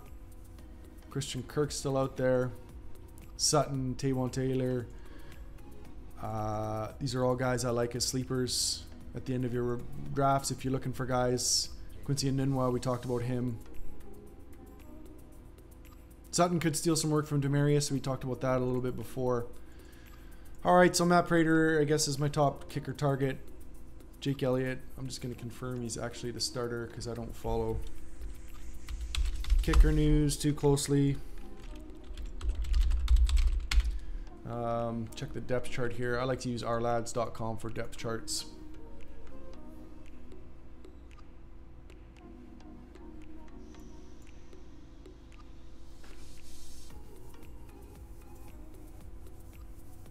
Jake Elliott is the only kicker listed on the Philadelphia depth chart, so it seems like a safe bet.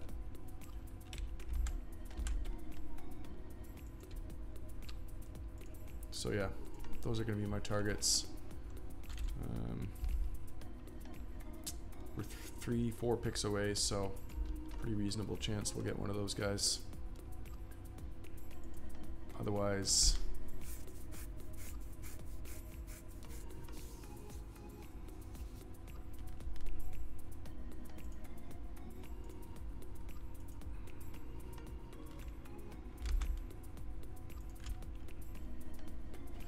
James Washington just went. There's another great sleeper pick. I really like that a lot. Again, sort of an anti-fragile pick, a guy who can produce right now in the role he's in, which is the number 3 in Pittsburgh. All their tight ends are hurt, so there's some targets up for grabs there. And he is a bit of a freak. He put up like 1,700 yards in college. Extremely productive player. Big. We saw him come up with a sick touchdown grab in the preseason the other day. So he can come down with the ball. He can run. So I really, really, really like the James Washington pick. Free, tons of upside. And even if Antonio Brown or Juju Smith-Schuster don't get hurt, easy to project him for kind of 500-600 yards. That's a role that the number 3 in Pittsburgh has done in the past, so no reason why James Washington can't do that. But we're up here pretty quick. And our 2 kicker targets are on the board. And there goes Jake Elliott. So we're going to get our Detroit Lions kicker, Matt Prater. Seems fine to me as far as kickers go. And we're done. We're done. So let me see. I'd like to just show you guys. Well, you know what? I would like to set a lineup for you guys and just kind of talk about that for a second.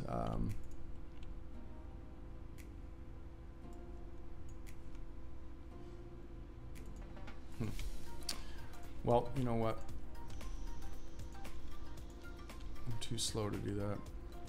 But let's take a look at the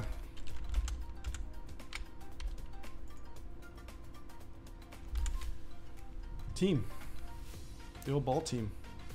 So, you know, this team, I really didn't have to sacrifice too much. We took RB in the first round, which is not my favorite thing to be doing.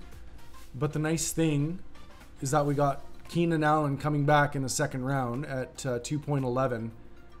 So that makes me feel really, really, really good because we didn't give up anything, right?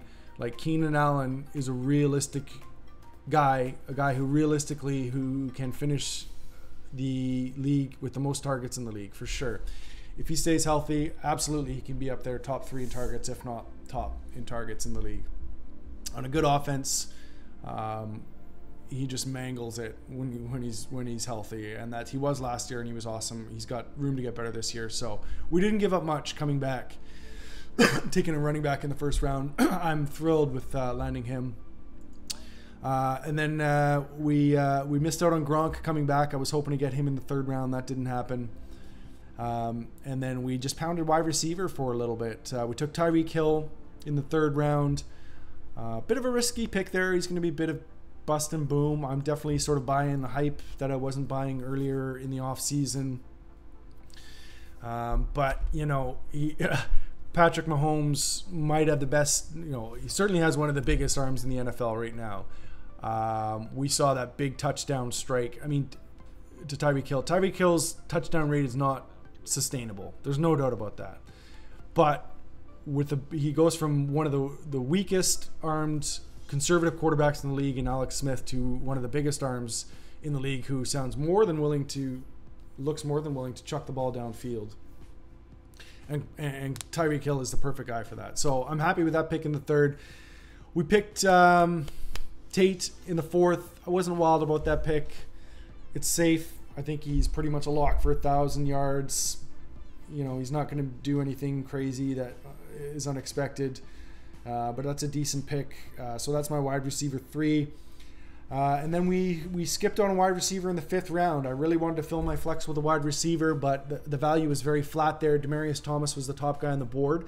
And I feel like Demaryius Thomas is going to score pretty much a similar amount of points to teammate Emmanuel Sanders, who we ended up getting in the next round. So I'm happy with that. Alex Collins is locked into a 3-down role in a Baltimore offense that should be better this year. So our running backs are pretty strong for a guy like me who likes to go 0 RB. I like my running backs a lot. Duke Johnson was a running back 1 last year, catching a ton of targets. Aaron Jones is suspended 2 games, but he's going to be in a committee with Jamal Williams in a very, very, very good offense. I love my running backs. Matt Breida we got for free, another pass catcher with room for improvement in an offense that loves running backs, that knows how to produce running backs. You know, the Shanahan system has made stars out of players worse than Matt Breida over the years. So I love my running backs. It's very strong. And then, yeah, we've got, so in our flex position in wide receiver, looks like it's going to be some combination of Emmanuel Sanders and John Brown and Nelson Aguilar. And I can't say I hate that. I can't say I hate that. I think our wide receiver group's very strong. John Brown, I mean, maybe, who knows? Who knows? That might be a pick if he doesn't come through, if he's not good, if he's not over the sickle cell thing that he's had going on, then so be it. But he's going to be an easy drop. That's I guess the nice thing about that pick. And then I think we've got a solid tight end one that we got in the 6th or 7th round, Greg Olsen. And yeah, I like this team. I like this team. I would have liked to maybe we saw Russell Wilson drop quite a bit. He would have been cool to get him in the 7th or 8th, but I'm happy streaming Cousins and Matt Ryan. So I think this is a playoff team. I don't really see how I miss the playoffs unless, you know, Gurley or Keenan Allen gets hurt, and then I'm screwed. But you could say the same out of anyone's top 2 picks. So there we are, guys. I'm really happy with this outcome in this league. Again, I can't recommend Apex Leagues enough. I'm not getting paid to say this. It's a phenomenal setup. Mike Broads made something really great here. Great setup with the double headers every week, playing against an opponent as well as the league average. Buys for the first 2 teams. Wide receiver heavy, which I like. It's a great format. So, and as we've seen, some funky stuff's going on with drafts that we can take advantage of. So, guys, I hope you really enjoyed this stream. I know there wasn't a lot of you watching. I hope a few more of you watch on the replay. I think that we covered some pretty good territory. I think that there's some great picks here that I'm happy with. I would love to hear some feedback from you guys. Check us out, bettheprop.com. We're going to have all kinds of betting content coming up for the NFL season. Player props, just regular content for gambling. We're going to have a ton of tennis content. Again, myself and Ben Battle are going to have a tennis stream coming up in probably about 2 hours here, looking at round 2 betting action from Wimbledon, US Open.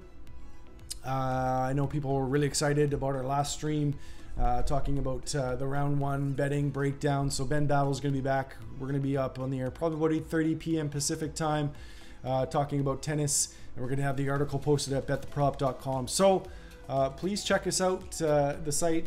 Check out my writing at rotoviz.com. Thanks very much for watching, guys. Please comment, like, subscribe, say hi, say what's up, tell me I'm terrible, say hi on Twitter. Just don't sit on your hands, guys. I'd love to hear from you. So thanks very much for watching. Check out us out at bettheprop.com and have a good night.